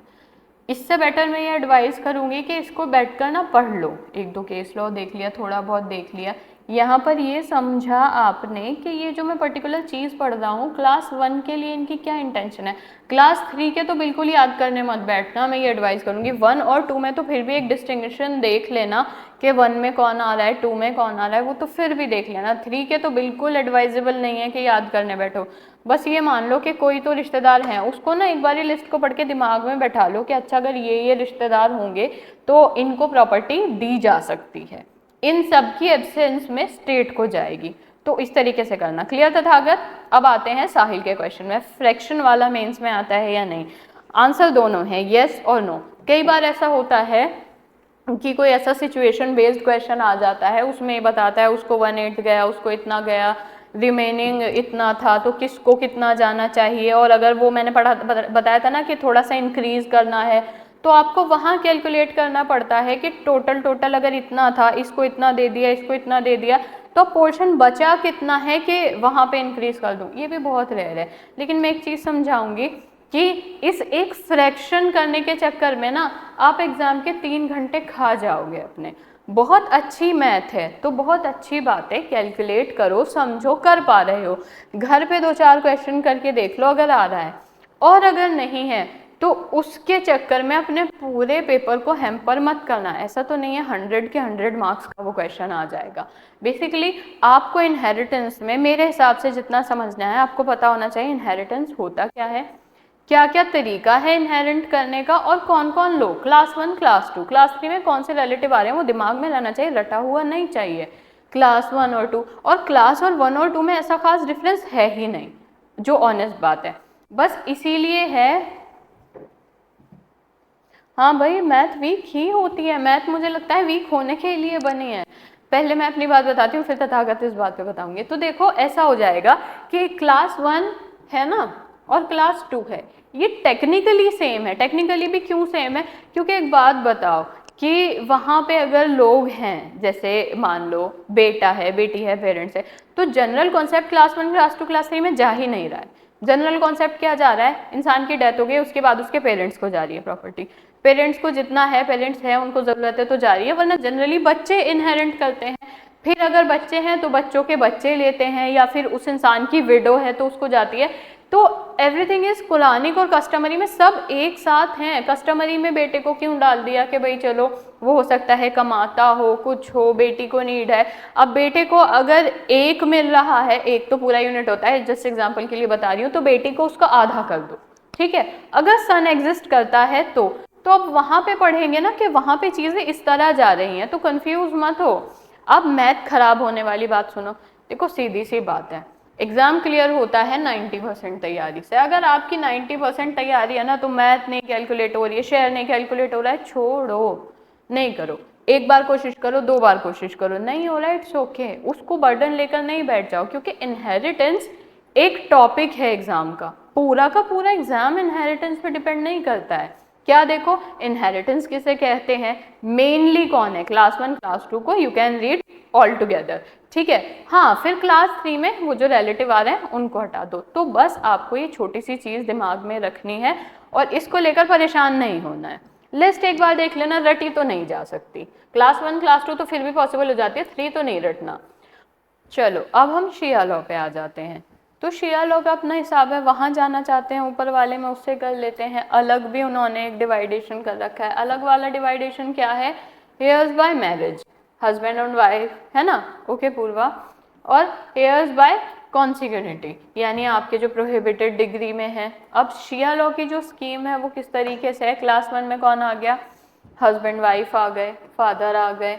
अब वाइफ की डेथ है तो हस्बैंड को दो, हस्बैंड की डेथ है तो वाइफ को दो, ये सारी चीजें ना, मदर आ गए। देखो यहाँ डॉटर और सन यहाँ साथ ही आ गए, कंफ्यूजन खत्म, फर्स्ट वाले में कंफ्यूजन है। ग्रैंड चिल्ड्रन आ गए, और एक्चुअल वे भी यही है, रिमोट जो भी आपके लाइन में डिसेंडेंट है, बेटे का बेटा जो होता है ना, बेटे का बेटा, उसको रिमोट लाइन डिसेंडेंट कहते हैं। बेटे का बेटा पोता, पोता पोती बेसिकली सब इन्होंने क्लास 1 में कर दिया, which is a fair term, है ना। लास्ट में बताऊंगी तथागत। क्लास 12 क्या है, वहां पे क्या है, कॉन्सिग्यूनिटी से है। अब यहाँ सब कैटेगरी बना रखी है ए बी सी उनकी प्रायोरिटी के हिसाब से। सबसे पहले ग्रैंड पेरेंट्स, ग्रैंड पेरेंट्स में कौन है, paternal grandfather, paternal grand mother, दादा दादी और नाना नानी। क्या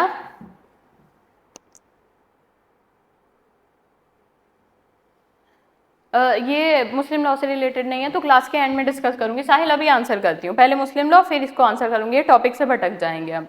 तो यहाँ ग्रैंड पेरेंट्स में क्या आ रहा है, दादा दादी नाना नानी। देखो कितनी सफाई से इन्होंने इसको कैटेगराइज कर रखा है। ब्रदर सिस्टर में क्या हो रहा है, full brother full sister, paternal brother and sister, maternal brother and sister, तो इसमें सारा वो आ गया है सेकेंड कैटेगरी में। Children of brother and sister, niece and nephew आ जाता है। अगर इनमें से भी कुछ नहीं है इनके हिसाब से भी, तो अब तो फिर तो स्टेट को ही दे दो, है ना, स्टेट को ही दे दो। देखो अब ये जो 2 डॉक्ट्रेन्स हैं, है ना, ये एक रद और ऑल, ये इतनी इंपॉर्टेंट नहीं है, लेकिन मैंने रेयरली कहीं ना कहीं देखा है कि रद के बारे में पूछ लिया, ऑल के बारे में पूछ लिया, इसलिए मैंने मेंशन कर दिया है ताकि आप पढ़ लो इसको। ठीक है। जो शेयर्स हैं वो डिस्ट्रीब्यूट किए जाते हैं हेयर्स में, फ्रैक्शंस में। फ्रैक्शन हमने देख लिया है क्या फ्रैक्शन कैसे हो रहा है, और एक यूनिट माना जाता है प्रॉपर्टी को, उस एक के फ्रैक्शन होते हैं, है ना। जो सिचुएशन है अराइज होती है कि फ्रैक्शन एडअप नहीं हो रहा है यूनिटी में ढंग से, ठीक है, जो फ्रैक्शन है वो या तो ज़्यादा बैठ रहा है यूनिटी से, यानी जितना आपने फ्रैक्शंस किया है वो ज़्यादा हो गया, उतने लोगों में बंटना नहीं है, तो एक्सेस बच गई है अभी प्रॉपर्टी पे, है ना। या फिर कम बैठ रहा है, यानी जितने लोगों को प्रॉपर्टी बंटनी चाहिए थी उतने लोगों को नहीं बंट पाई है और प्रॉपर्टी कम पड़ गई है। तो उसमें से किसी ना किसी के पार्ट में से थोड़ी थोड़ी निकालनी पड़ेगी ना। देखो, अगर ज़्यादा प्रॉपर्टी है, लीगल एयर्स का सबका फ्रैक्शन डिवाइड हो गया है और प्रॉपर्टी अब भी बचती है, दैट मीन्स प्रॉपर्टी ज़्यादा है।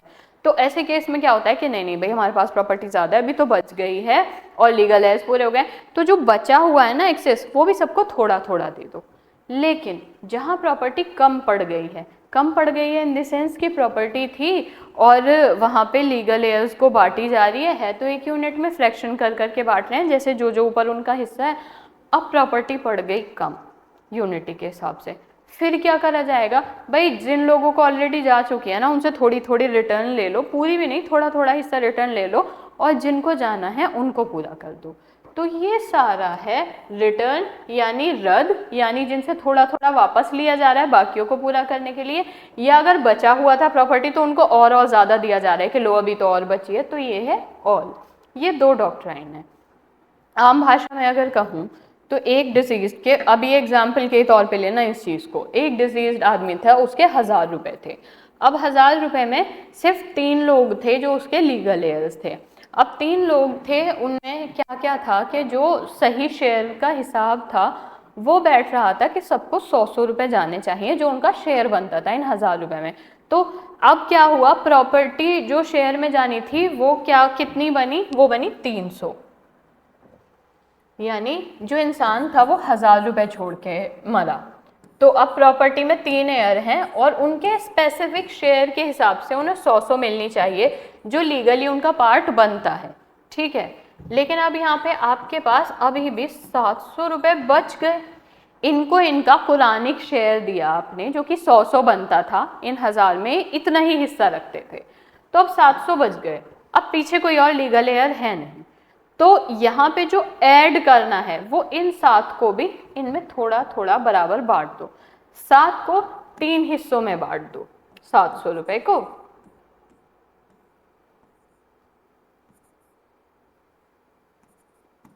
तो कुछ इस 233 के हिसाब से अमाउंट आएगा, थोड़ा बहुत ज़्यादा, तो इनमें बढ़ जाएगा और वो पूरा कर दो, तो यहाँ पे ऐड कर लो। लेकिन कहीं पे सिचुएशन ऐसी है कि इंसान के 1000 रुपये थे और वहाँ पे लीगल एयर्स हैं मान लो कि 2, लेकिन उनका जो कुरानिक शेयर बैठ रहा है 500 इसका बैठ रहा है, 500 इसका बैठ रहा है, लेकिन मानो कि लीगल एयर्स हैं 3। अब ये बेचारा बच गया, इसको पैसे ही नहीं मिले, इन दोनों को बांट के ही 1000 रुपये खत्म हो गए।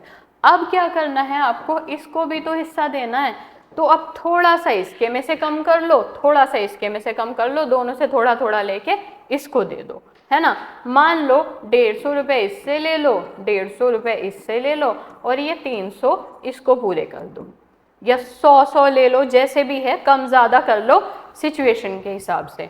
तो वो होती है कि जहाँ आपको किसी से वापस लेना पड़ रहा है दूसरे को देने के लिए, वो है रिटर्न यानी रद्द, और जहाँ आपको किसी को एक्स्ट्रा देना पड़ रहा है क्योंकि अभी बच गया है, तो वो है इंक्रीज यानी ऑल, है ना। अब यहाँ तक ये आपके लिए इम्पॉर्टेंट था, और रद्द और ऑल मैंने आपको समझा दिया है, यही लिखा है। सुन्नी लॉ इसको रिकॉग्नाइज करता है, शिया लॉ जो है रिकॉग्नाइज नहीं करता ऑल को, उनकी मर्जी है, लेकिन हाँ रद्द को वो भी करता है, कम पड़ गया है तो बांट के तो देना ही है ना। ये वहाँ यहाँ पे मैंने रद्द और ऑल का फ्रैक्शन में एग्जाम्पल मेंशन कर रखा है आप लोगों के लिए, ठीक है। ये पूरा एग्जाम्पल है फ्रैक्शन का, प्रैक्टिस के लिए सिनेरियो दे रखा है, इसमें अपना दिमाग मार के अपने आप को परेशान नहीं करना है कि 8/13 जिन लोगों का फ्रैक्शन होता है करके देख लेना, वो मैंने ऊपर मेंशन कर रखा है। जिनसे नहीं होता बिल्कुल परेशान नहीं कि इसमें 8/13 है, 2/3 कैसे बचा, फिर भी अगर हमारी अगली कोई और क्लास लगती है, कोई दिक्कत है, तो वो साइड बाय साइड आप मुझे व्हाट्सएप कर सकते हो, फ्रैक्शन वाला या इनहेरिटेंस में कोई डाउट होता है तो किसी और क्लास में आप प्रेजेंट रहना, मैं आपको वहाँ ये क्लियर करा दूँगी, नोट्स देख लेना एक बार। अब ये बताओ यहाँ तक तो ठीक है, प्रोसीजर ऑफ इनहेरिटेंस पढ़ती हूँ फिर पूछती हूँ, रुक जाओ। वैसे भी बहुत स्लो जवाब दे रहे हो आज आप लोग। प्रोसीजर जो है इनहेरिटेंस का मुस्लिम लॉ में, वो क्या कहता है कि कैसे डिस्ट्रीब्यूट होगा, तो कैसे डिस्ट्रीब्यूट होगा हमने पढ़ तो लिया है ऊपर, है ना, उसकी डेथ के बाद। तो कोई ऐसा पर्टिकुलर प्रोसीजर नहीं है, बस जो जो जितना जितना जिसका हिस्सा है, जिसका जितना राइट है उसको उतना दे दो, है ना। और अब जब डिसीज पर्सन की जो प्रॉपर्टी है वो उसके लीगल एयर्स को ही तो जाएगी, तो the administration of estate of A disease person is govern by the Indian succession act, आप उसका हिसाब ले लो। जो प्रोसीजर है इनहेरिटेंस का मुस्लिम लॉ में क्या क्या लिया जाता है, देखो क्या हो रहा है इसमें। सबसे पहले एक एग्जीक्यूटर अपॉइंट कर लो, है ना, या तो डिसीज मुस्लिम जो मरने वाले हैं वो ही इसको अपॉइंट कर देंगे, या फिर कोई लीगल रिप्रेजेंटेटिव कोर्ट कर देगा, लेकिन वो एग्जीक्यूटर नॉन मुस्लिम मत अपॉइंट करना बस, ठीक है, ताकि उसको इनहेरिटेंस मुस्लिम लॉ के या कुरानिक लॉ के हिसाब से पता हो। अब यहाँ पे जो एग्जीक्यूटर है वो सारी असेट्स को एक बारी कलेक्ट करेगा कि हाँ भाई जिस इंसान की डेथ हुई है उसके पास क्या क्या प्रॉपर्टी थी, कितने लैंड थे, कितना कैश था, कितनी ज्वेलरी है, कितनी गाड़ियाँ हैं, वो एक बार सब इकट्ठी करेगा। और सब इकट्ठी करने के बाद देखेगा कि भाई कितने लीगल हेयर हैं, कितने लोग हैं जो इस पर डिपेंडेंट है और इसकी प्रॉपर्टी इनहेरिट कर सकते हैं, वो उनको देखेगा। वो देखेगा किसका क्या शेयर बनता है, वो उस शेयर के हिसाब से एक एक बंदे के लिए प्रॉपर्टी, हाँ भाई इसको इतना जाना चाहिए, इसको इतना जाना चाहिए, इसको इतना जाना चाहिए। फिर वही अगर ज़्यादा बच गया है तो सबको थोड़ा थोड़ा और दे देगा, कम पड़ गया तो सबके में से थोड़ा थोड़ा लेके जिसके लिए कम पड़ा है उसको दे देगा। तो यही सारा है। फिर वो क्या देखेगा, कहीं वो इंसान कोई विल तो नहीं बना के गया था, अगर विल बना के गया था तो उसका हिसाब देखेगा, विल नहीं बना के गया था तो सिर्फ इनहेरिटेंस का हिसाब देखेगा। लेकिन उसकी प्रॉपर्टी में उसके पैसों में से अगर बच्चे फ्यूनरल का एक्सपेंस नहीं दे रहे हैं, देखिए मुस्लिम लॉ में सबसे जो एक वो फैक्ट है कि पहले देखा जाता है कि बच्चे दे रहे हैं या नहीं दे रहे हैं। बच्चे नहीं दे रहे हैं, जो मरने वाले की प्रॉपर्टी होती है उसमें फ्यूनरल एक्सपेंसेस विच इंक्लूड्स वो जो कपड़ा आता है जिसको बेसिकली कफन कहते हैं, और ये सारी चीज़, ये पैसा निकलता है इसी प्रॉपर्टी से, है ना। फिर वो और अगर कोई डेट है तो वो जाएगा, कोई विल है तो वो जाएगा। फिर जो रिमाइंडर है, मान लो उसने अपनी 1/3 स्टेट की क्या कर रखी थी, विल कर रखी थी, तो जो बचा हुआ है वो उसके डिजीज में बटेगा। ओरल विल थी, रिटर्न विल थी। अब कोई भी सारी चीज़ें क्या हैं, कोर्ट को अपॉइंट करेगा। कोर्ट को अगर कहीं भी लग रहा है कन्फ्यूजन है या आगे को कोई परेशान कर सकता है तो वो इसमें कोर्ट को भी बीच में लाएगा। कोर्ट को एक सही डिक्लेरेशन रिपोर्ट प्रोवाइड करेगा, इस आदमी की इतनी सो एंड सो प्रॉपर्टी थी, इतना डेट चुकाया गया है, इतना लीगल एयर को गया है, इतना फ्यूनरल एक्सपेंसेस में गया है। तो ये सारी चीज़ों का वो कोर्ट को भी इसमें बीच में ला सकता है ना। और अगर कोई ऐसा आदमी है जो जिसका हक बनता है और उसको नहीं मिला है, बट वो कोर्ट जा सकता है कि भाई देखो मैं लीगल एयर था, मुझको नहीं मिला है, वो कोर्ट चला जाएगा। फिर कोर्ट देखेगा क्या वो सच में लीगल एयर था, उसको मिलना था, नहीं दिया तो कोर्ट उसको भी दिलवा देगा, है ना। जो लीगल एयर्स है ना वो एज ए लीगल रिप्रेजेंटेटिव काम करते हैं, उसका कोई वो उसके लीगल रिप्रेजेंटेटिव बन के वहाँ उसका डेट चुकाने जा सकते हैं, उसके बिहाफ पे सूट अगर कोई चल रहा था तो वहाँ खड़े हो सकता है। तो ये सारी नॉर्मल बातें हैं, आपके लिए सब कुछ लिखा हुआ है। अब मुझे बताइए, इनहेरिटेंस भी ख़त्म है हमारा, ये आपके अंडरस्टैंडिंग के लिए कुछ पॉइंट हैं जो आप पढ़ेंगे और मुझे बताएंगे। इनहेरिटेंस और सक्सेशन में क्या फ़र्क है, अभी एक बार ये एक लाइन पढ़ लो, पता नहीं कहाँ पूछा गया था, मेरे ध्यान आ गया। जो सक्सेशन और इनहेरिटेंस हैं वो इंटरलिंक्ड है, ऐसा नहीं कि बहुत ज़्यादा अलग चीज़ें हैं। The Indian law recognise them as two separate legal concept, है ना। जब ट्रांसफर ऑफ प्रॉपर्टी होती है तो यहाँ पे इंडियन लॉ थोड़ा अलग, इनको अलग अलग रखता है। जो सक्सेशन होता है वो प्रोसेस है जिससे जो स्टेट है, जो राइट्स और लाइबिलिटी होती है वो ट्रांसफर होता है एक पर्सन से दूसरे पर्सन में। यानी सक्सेशन मैं, मेरे बाद मेरे लीगल है, उनके बाद उनका, और ये पूरा एक चलता हुआ प्रोसेस है, सक्सेशन हो गया, ठीक है ना। और सक्सेशन जो है the determination of who is entitled to inheritance, अब इनहेरिट करेगा कौन, ये फैसला होता है सक्सेशन से। मेरे जो सक्सेसर्स हैं वो इनहेरिट करेंगे, ठीक है। इस पर्सन के जो सक्सेसर्स हैं वो इनहेरिट करेंगे। अगर आप इस पर्सन का सक्सेसर नहीं है तो आप इनहेरिट नहीं करेंगे। तो ये चीज़ है जो मुस्लिम पर्सनल लॉ में बताया है। और इनहेरिटेंस वो है जिस हिसाब से आपको फिर आपके शेयर्स मिलेंगे, है ना। जो डिस्ट्रीब्यूशन ऑफ शेयर होगा वो इनहेरिटेंस के हिसाब से होगा। और किन लोगों को होगा? जो सक्सेसर हैं। डिस्ट्रीब्यूशन ऑफ शेयर किस हिसाब से होगा? इनहेरिटेंस के हिसाब से होगा। और किसको मिलेगा? जो सक्सेसर है, पर्सन है, सक्सेसर पर्सन होगा। और इनहेरिटेंस एक प्रोसीजर, एक क्वांटिटी है कि इस हिसाब से होगा। अब आपका यहाँ पे इंडियन सक्सेशन एक्ट से सब कुछ जो लिंक होना था उतना करके आपका यहाँ पे इनहेरिटेंस भी खत्म। अब मुझे एक बात बताओ, यहाँ तक तो कोई दिक्कत नहीं है? यहाँ तक तो कोई प्रॉब्लम नहीं है इनहेरिटेंस में? फिर ये जो 2 क्वेश्चन लिखे हैं तथागत और साहिल के, इनका जवाब दूंगी। एंड अभी हमारा मुस्लिम लॉ भी खत्म हो गया है। Just please be honest with me, Shubhang, Purva, Tathagat, Sahil and Varun. Honesty से मुझे आंसर दो कि क्लियर हो, कोई परेशानी है? देखो, अगर बाद में भी अगर सेल्फ रिवाइज करने के बाद कोई डाउट उठता है ना, तो आप हेल्पलाइन नंबर पे बिल्कुल अपना कंसर्न ऐसे टेक्स्ट मत करना, मुझ तक आया ना उसको लिखकर चाहे पीडीएफ बना के भेज देना 2-3 डाउट्स एक साथ, और उसको करना, वो मुझे व्हाट्सएप कर देते हैं, मैं पढ़ लूँगी और मैं पॉसिबली आपको उस बात का जवाब भी दूंगी। ओके साहिल, तथागत, शुभांग, वरुण, वेरी गुड। आगे इनहेरिटेंस में अब एक चीज़ आ जाती हूँ मैं आपके पुराने। ओके पूर्वा, चलिए वेरी गुड एवरीवन। अब मैं आ जाती हूँ आपके जो 2 सवाल आपने लिखे हैं इस पे। पहला तो कि आपके आंसर पढ़े या नहीं? हाँ, सभी का, वरुण का भी है मेरे पास आंसर। पहले आंसर वाली बात पे आऊँ या मेंस वाली बात पे आऊँ? पहले आंसर वाली बात पे आती हूँ। मेरे पास आपके आंसर्स हैं, मैंने आपके आंसर्स पढ़े हैं और मैंने इम्प्रूवमेंट भी देखी है, नो डाउट। ठीक है, सबसे पहले हम आते हैं तथागत का। तथागत, आपने तो मुझे काफ़ी सारे आंसर्स शेयर कर दिए हैं और मैंने ऑलमोस्ट सभी पढ़े हैं। मेंटेनेंस वाला जो तथागत था आपका, बहुत इम्प्रूवमेंट है। लिखो लिखो लिखो, जितना लिख सकते हो लिखो, बीच में लाइन खींचना अवॉइड करो। और ना थोड़ा सा और क्या, आपका चेंज पैराग्राफ देखिए, आप चेंज पैराग्राफ में ना जो यहाँ से लिखना शुरू कर रहे हो वो ना लिख के दोनों पैराग्राफ के बीच में अच्छा खासा डिस्टेंस छोड़ के यहाँ लिखो। जैसे मैं समझाती हूँ, मैंने ये लाइन लिखी, इतना मार्जिन है, मैंने ये लाइन लिखी, इतना मार्जिन है, मैं अपना पैराग्राफ चेंज करने के लिए दिखा रही हूँ तो मैं दूसरी लाइन यहाँ से शुरू कर रही हूँ। इसको अवॉइड करो, थोड़ा सा गैप दे दो और यहाँ से ही शुरू कर दो, तो साफ पता लग जाता है पैराग्राफ चेंज है।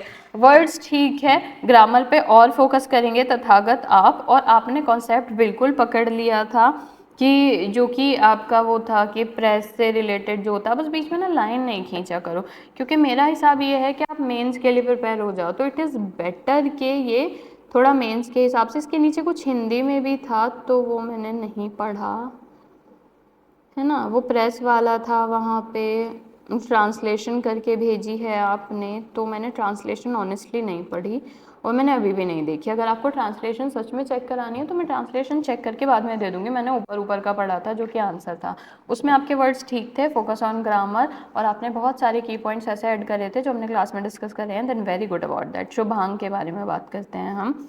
शुभांग, आप शायद वहाँ नहीं थे जब मैंने डूज एंड डोंट्स बताए। आप लाइन नहीं खींचेंगे बिना लाइन वाली, क्योंकि देखो अभी मुझसे शायद आपने पूछा था कि मेंस मुश्किल लगता है। मेंस मुश्किल लगने का कारण यही है कि कुछ डूज एंड डोंट्स हैं। आप आंसर मैच्योर करो। आपका आंसर अच्छा था, आपने कंटेंट काफ़ी मेंशन किया, ड्यूटी वगैरह करके, की डाल के, इन्फोर्समेंट डाल के, लाइन खींच के, बट पता है क्या दिक्कत आ जाती है ना शुभांग, मैं एक बात बताती हूँ। अब मुस्लिम लॉ की लास्ट क्लास है तो सुन लो ढंग से आंसर राइटिंग का। कुछ चीज़ें ऐसी होती हैं जो आपको लाइफ में मैच्योर बनाती हैं, और कुछ चीज़ें ऐसी होती हैं जो आपको आंसर राइटिंग में मैच्योर बनाती हैं। आंसर राइटिंग में मैच्योरिटी का मतलब क्या है? जब तक बहुत ज़रूरी नहीं है, बहुत एसेंशियल नहीं है, पॉइंटर्स में मत लिखो, पैराग्राफ वाइज लिखो। चाहे आप अपना पैराग्राफ छोटा रखो, नो प्रॉब्लम, एक पैराग्राफ यहाँ से यहाँ तक रखो, फिर दूसरा यहाँ से, और लिखा हुआ इतना साफ समझ आना चाहिए कि पैराग्राफ चेंज हुआ है। मार्जिन देना सीखो पेज में। ये मेरा हाथ है ना, तो ये जो ये वाला हिस्सा है, बस इतना मार्जिन पेज की साइड हो, इतना इस साइड हो, और सीधी सीधी लाइन से लिखना शुरू कर दो। नहीं आता ना अभी लिखना, हल्का सा स्केल से नापो, यहाँ पे मार्जिन दे दिया मैंने यहाँ डॉट लगा लिया, फिर मैंने उतना ही मार्जिन इस साइड से लिया और मैंने यहाँ डॉट लगा लिया, मैंने लाइन नहीं खींची। और मैं क्या कर रही हूँ, अब मैं यहाँ से लिखना शुरू कर रही हूँ और मैं अपने डॉट पे रुक गई। फिर मैं एग्जैक्ट इस पॉइंट के नीचे से बिना लाइन खींचे यहाँ से लिखना शुरू कर रही हूँ और फिर मैं यहाँ रुक गई। तो ऐसे करके देखो कितना साफ आया। लेट्स से कि मेरी लाइन यहाँ ख़त्म हो गई। मेरा अगर इंट्रोडक्शन था तो मैं इंट्रोडक्शन की हेडिंग नहीं डालूंगी, मैंने इन तीन लाइनों में इंट्रोड्यूस कर दिया। फिर मेरी बात बदल गई है, अब मैं कुछ और बात बता रही हूँ आंसर में, तो फिर मैं यहाँ से शुरू करूँगी और डॉट्स आपके मुझे दिखने नहीं चाहिए, पिटोगे वरना। तो फिर मैंने अपना पैराग्राफ छोड़ के दूसरा पैराग्राफ लिखना शुरू किया और मैंने यहाँ से शुरू कर दिया। अगेन मैंने यहाँ से शुरू कर दिया। अंडरलाइन करना, ब्लैक पेन से लिखना, किसी चीज़ को बॉक्स में बंद कर देना, किसी चीज़ को टेबुलर कर देना, ये कॉलेज में ठीक था। जितने भी टॉपर्स की इंटरव्यू देखा करो, जितना जो भी, और स्पेशली उन बच्चों के देखा करो जिनका डीजेएस निकला है, बिल्कुल ये बहुत रिकमेंडेड चीज़ है। आंसर राइटिंग के लिए ना सबसे पहले उस इंसान का आंसर राइटिंग की वीडियो देखो जिसका डीजेएस निकला है, वो सबसे सही डूज एंड डोंट्स बताता है। तो देखो कितना मैच्योर आंसर लगेगा ये, कि बच्चे ने यहाँ से लिखना शुरू कर रखा है, साफ साफ यहाँ खत्म है, पैराग्राफ चेंज है। आप इंट्रोडक्शन बता रहे हो, पहले पैराग्राफ में हेडिंग मत डालो। आपने इतना अच्छा इंट्रोडक्शन लिखा हो कि आपको इंट्रोडक्शन पढ़ के पता लग जाए कि इंट्रोड्यूस कर रहा है। यहाँ पे आप प्रॉब्लम शेयर कर रहे हो, जो भी कर रहे हो, केस सिनेरियो शेयर कर रहे हो, तो वो पढ़ के पता लग जाए ना। नीचे कर करके पूरा साफ सुथरा आंसर यहाँ पे प्रेजेंट हो चुका है, ठीक है। अगर अभी मुझे बीच में टाइम मिला, इस मंथ में तो नहीं है, नेक्स्ट मंथ में मैं कोई आंसर लिख के आप लोगों को व्हाट्सएप करा दूंगी प्रॉपर प्लेन पेपर पे अच्छे से। ट्रांसलेशन मैं तथागत पढ़ के ही बताऊंगी, नेक्स्ट इस क्लास में बताती हूँ, शायद राजस्थान वगैरह की अब लोकल लॉज की लगेगी तो मैं पक्का आपको बताती हूँ, डोंट वरी अबाउट दैट। तो ये कुछ डूज एंड डोंट्स है। और देखो एक चीज़ बताती हूँ, चाहे आंसर कितना भी अच्छा लिखा हो, कई बार ऐसा होता है, और ये सबके साथ है, किसी एक के साथ नहीं है, सब स्टूडेंट के साथ, बहुत रेयर हैं जो इस चीज़ से बचे रहते हैं। ग्रामेटिकल मिस्टेक, कितना भी अच्छा लिखा है, अगर ग्रामेटिकल मिस्टेक होती है ना, तो पढ़ने वाला जो बैठा होता है ना वहाँ पे, उसको लगता है कि ये जज बनेगा, और ग्रामेटिकली ही और शी इज़ अ चाइल्ड। और ये ग्रामेटिकल एरर जो होता है ना, वो बहुत ज़्यादा जल्दी नोटिसेबल होता है, क्योंकि सामने वाला पढ़ रहा है ना, तो वो आपकी गलती ढूंढने के लिए पढ़ रहा है, ट्रस्ट मी।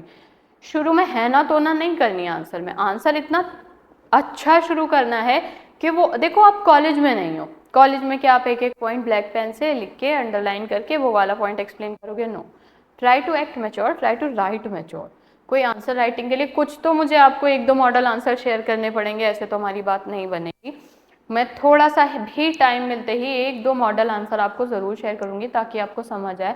अच्छे वर्ड्स में लिखो उसको, शुरू में पढ़ते ही समझ आना चाहिए कि इस इंसान को इस बारे में पता है। वो एलएलबी में चल जाता था कि मेंटेनेंस पढ़ रहे हैं, तो सबसे पहले हमने मेंटेनेंस वर्ड डाला ब्लैक पेन से, मेंटेनेंस ये होता है, फिर क्या पढ़ रहे हैं, फिर हम इसमें क्या करेंगे, नेसेसिटी, क्यों ज़रूरत है, फिर वो डाला। नहीं भाई, आपने तो ऐसे स्टार्ट करना है कि maintenance is a need of this society where the women widowed, और डिवोर्स के केसेस इतने बढ़ रहे हैं, इरिस्पेक्टिव ऑफ रिलीजन।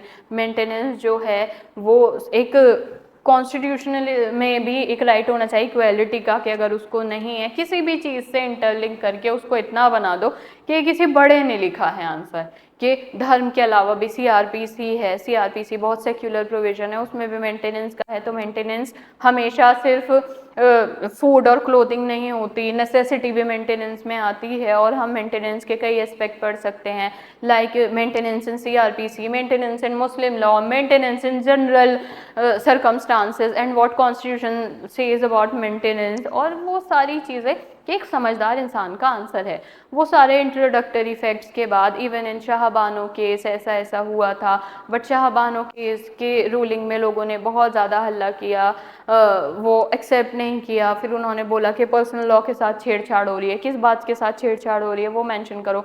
देन जो dissolution of Muslim marriage act उसमें आया पिक्चर में, बट वो उसकी इंटरप्रिटेशन गलत होने लगी, फिर डैनियल लतीफ़ी वाला आया, तो फाइनल पोजीशन ये है। अब ऐसा होता है, सीआरपीसी के सेक्शन को काफ़ी केसेस में बिल्कुल सेक्युलर प्रोविजन बता दिया गया, इतना समझदार आंसर बन जाएगा वो लास्ट तक, बचपना नहीं, यहाँ लिख दिया, ऐसे कर दिया, वहाँ लिख दिया, बॉक्स बना दिया, यहाँ लिख दिया, दो पार्ट्स में डिवाइड कर दिया।